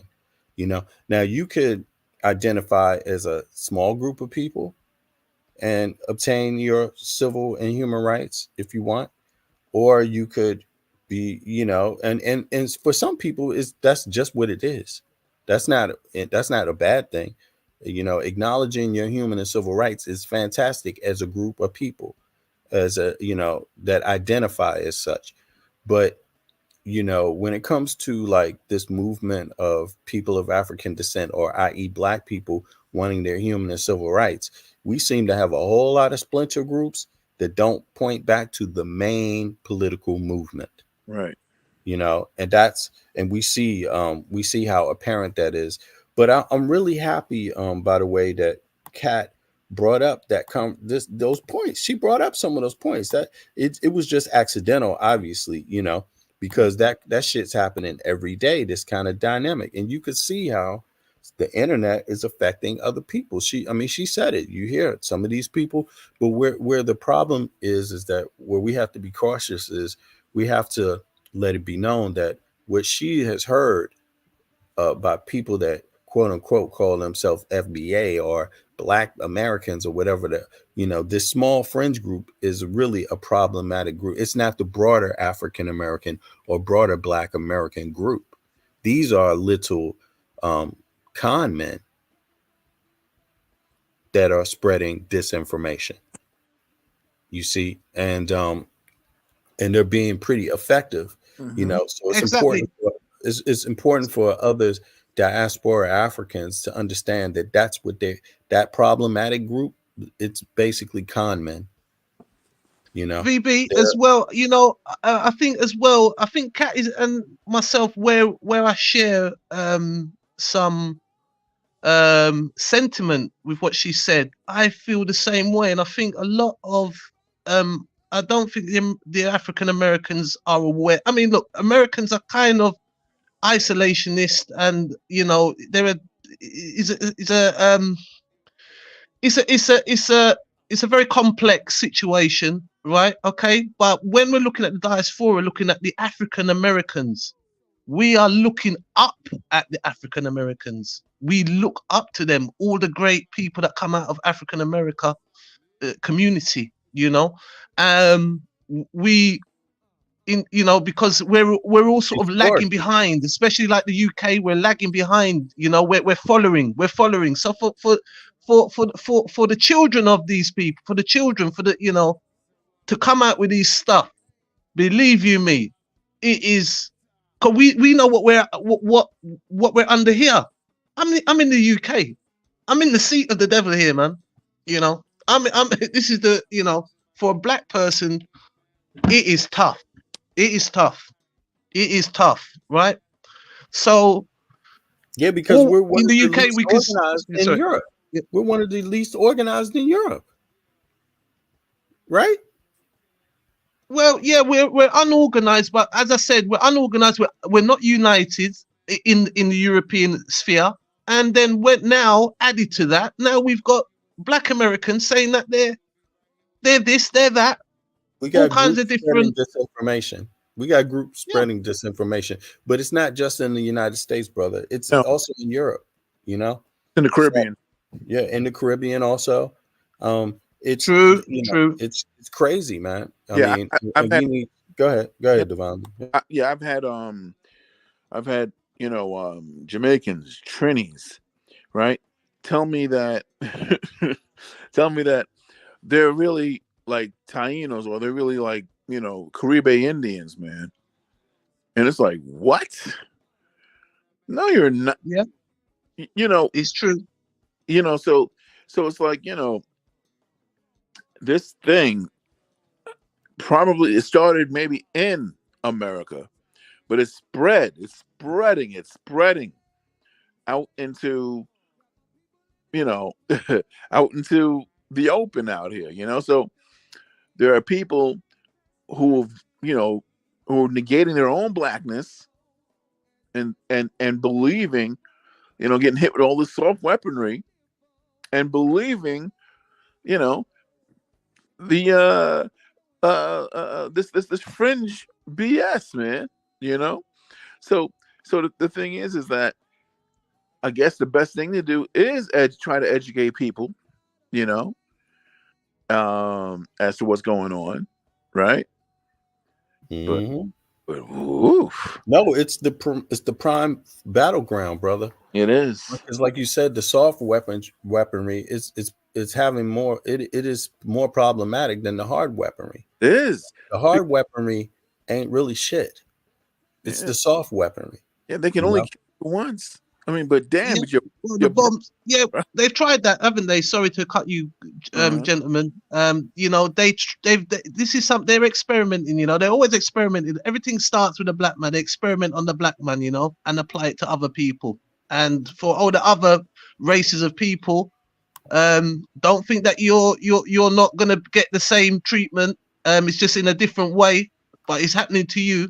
But if you want to survive, you have to look at the experience of the black man and how it's been um hard weapon. They used to be hard weapons, right? But what happens is they realize that no matter how many bombs we throw on these people, they're not going to change the way they are. So we got to hit their mind, their brain. Right. They really, yeah, they. I mean, especially the UK are it's all mind games, and I call it witchcraft. You know what I mean? They have like this kind of witchcraft Yeah. about them. They're using Yeah. witchcraft on the people. They use it on their own people, the Psychology, white people. basically. Yeah. Yeah, Yeah. they use it on their own people, Spiritual. right? Yeah. They suffer for it. They suffer for it from it, and they're suffering now, as we can see with the economy, with the economies crashing and the cost of living. Mhm. Mhm. It's happening to them. They're getting more violent. They're using more drugs. You name it, it's happening to them, and that's their own people doing that to them, Mhm. right? Mhm. So we're this soft weaponry is so effective, and the UK really work on a psychological level. I mean, as you said, like Jamaica is colonialized. Jamaica, whew, how they want to start with these. They're starting again with this political business, back to 1960s, back to the colonial days of the mindset. The mindset has not changed. The mindset has not changed. And as you said, now you're going to get these little splinter groups of people saying that they're indigenous to, like, say, I think, I mean, for an example, Jamaica was Arawaks at Yeah. some point, and you had Caribs. I think you're from Puerto Rico, so we had Caribs and Tainos. Mhm. So not to say that there isn't some infusion there. No, we're not saying that there's no infusion, but for you to say that you're a part of those people, Oh, you're 100%. They're one. I'm 100. Or that your identity Yep. and your politic needs to be crafted behind that. Specifically, another identity that's problematic in your human and civil rights struggle. Like Yep. that is it's, problematic right it's now. ridiculous. At the exact time that Africa with colonization is having a reckoning, African diaspora, um, African descent in the Americas is having a reckoning with reparations at the same exact time that in Europe, people of African descent, i.e., Black people, are having a reckoning for the first time where they're demanding that European nations acknowledge the CERD 34 for people of African descent and acknowledge that this group of people are affected by a specific form of racism called anti-Black racism or Afrophobia, whichever one you choose. Right. Those are political movements that are happening on the political stage, which these other little fringe identities that are popping up everywhere don't have any connection to. They, outside of detracting from it, from the main movements that are at play. But folks, I want to stop it right here because later on tonight we coming back, and it's a perfect place to stop because maybe we get Kat a chance to hop up on here on the next one. But tomorrow is going to be a number 2, same bat time, same bat channel, except I won't be late, and I'm sorry about that again for today's podcast. But tonight at 10, what is it, at 11, that would be 6 o'clock. You could say just before 6 p.m. Eastern Standard Time, which is close to midnight EU time. We're having this conversation here. Okay. This conversation connects with the one we just had. Sunday political talk. Where do we stand in our nation's politics? So now we're going to point the finger back at these people, right? These problematic people. Well, some of them are in the US, some are not. Some are in the Caribbean, some are in Europe. And we're going to say, where do you stand, Black man? Where do you stand, African? Where do you stand in this political conversation right now that's happening? It's election year in the US. So let's put it on them. Where do we stand? Exactly. That's a Where great show, man. Great. Well and done, VB, man, and shout out Beverly's to you co-hosting and with me. Divine, man. Respect. Oh yeah. Yeah, no doubt. And Beverly's going to be co-hosting with me. She's helping putting together some of the conversation for tonight, and then it's going to be up, Yes. and everybody can pop up again. And but keep in mind, we revisiting the same topic that we did today, which was who are black people, who can be black, right? And we are revisiting this tomorrow on Monday, also And Monday. BB, what are you planning to? Sorry, you did mention it. What could you just a little bit? I know you want to close out. Could you just say what were you going to actually do? Is it similar to what we was doing with the slavery epicenter kind of diagram? What are we looking at? Are you talking about in terms of tonight? No, I thought earlier you mentioned that you was going to Oh, you mean do with you? some Yeah, sort of we gotta revisit that map. again, brother.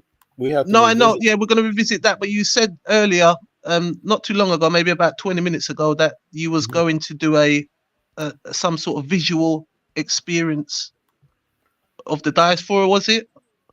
All right, I'm not. Um, I'm not sure. yeah, no, It's okay.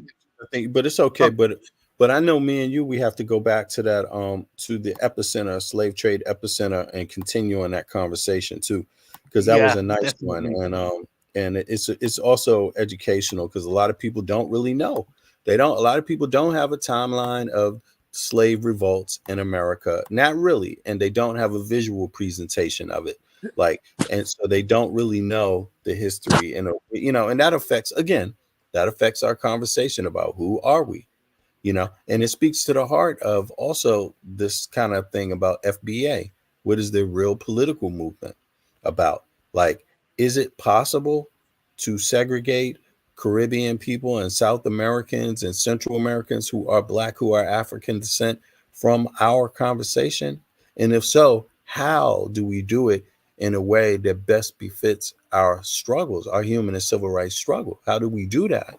Because we don't want to we don't want to kick ourselves in the ass just because we're not being clear and decisive about what we're doing, you know and if we don't have a very a very in-depth understanding of who we are, our own history, we're bound to screw up any political movement, Yep. you see, when it doesn't have to be that way. So on that note, we got part two of today's discussion. Who can be black? Who are black people, coming up on Monday night? But tonight, we have this conversation coming up. And that conversation is, where do we stand in our nation's politics? Sunday political talk. This is about the United States of America. Where do we stand? And I'm going to put that in the chat for folks. Please go over there and just click like on it. And, let other people know, share it, because I think it's going to be a big one. And if not, people need to make this a big one. If you don't join us over here on this platform, we'll go somewhere else and have that conversation and invite us, or don't invite us. Who cares, right? But talk about it. That's a big question. This is an election year, and the question is, where do we stand in our politics? Don't wait for election day to start having this conversation. Keep in mind, my black ass will be voting. So I'm having this conversation today. I'm voting from outside of the country because I can. You see what I mean? I will be voting for who the president and the vice president is going to be from outside of the United States. So you black asses can wait, excuse my language, to have that conversation on election night, but I won't be. I'm going to start the conversation having it right now, tonight. watch out! Everyone's gonna start doing shows about this now, because Hey, wait. we be doing our topics, right, and they'll be following us. You know that, right? The the Uh, the, the leaders of communities, the ones that said that they're for the people. some, Check. mhm, Yeah, yeah. check. Well, go ahead and click the like button. Go over there and click like on tonight's program. Beverly is helping to co-host, co-moderate, and I'm gonna keep the program moving, as quickly as possible. Get as many people in on the conversation as possible. So this is going down tonight. And if you're living in the United States, if you're in the United States citizen, if you're naturalized or unnaturalized, if you're residents can't vote for the presidency, but if you got relatives who can, by the way, possibly. So get in on this conversation. If you're part Caribbean, if you're part South American and happen to be a U.S. citizen, if you're part or primary, get in on this conversation. Do not wait for election night. This should be one we can all have now, so we can get over the humps and the bumps and the misunderstandings and the fighting and the food throwing contest. So yeah. On that note, I'm going to chime out, everybody. I appreciate everybody coming up for today's talk. And which we're doing part 2 on Monday night. But tonight, it's been a pleasure, gentlemen and ladies and gentlemen. It's been a pleasure as always. VB, big up yourself, my brother. My brother, that VB and Divine. Everybody's my brothers and sisters. From your black. Even if you don't, I'm always gonna, my door's always open. I'm just waiting for my people to get back together. I'm gonna do my best to bring us all together and unite. So just peace and love and respect to everyone. And thank you, VB, for having me today. You blessings, bro. Appreciate it. Yeah, you too, divinely inspired. Also, you, Pumpkin. All right, we see everybody later on tonight, y'all. Peace, bless. We out. Go over here and hit the link.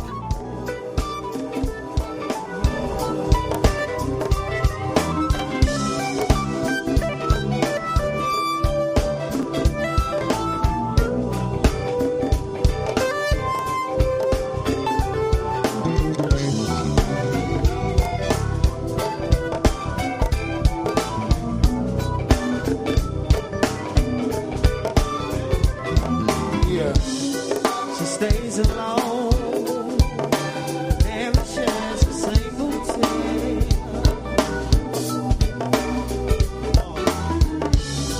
She stays in the coolest mood, clearly rolling up the yeah.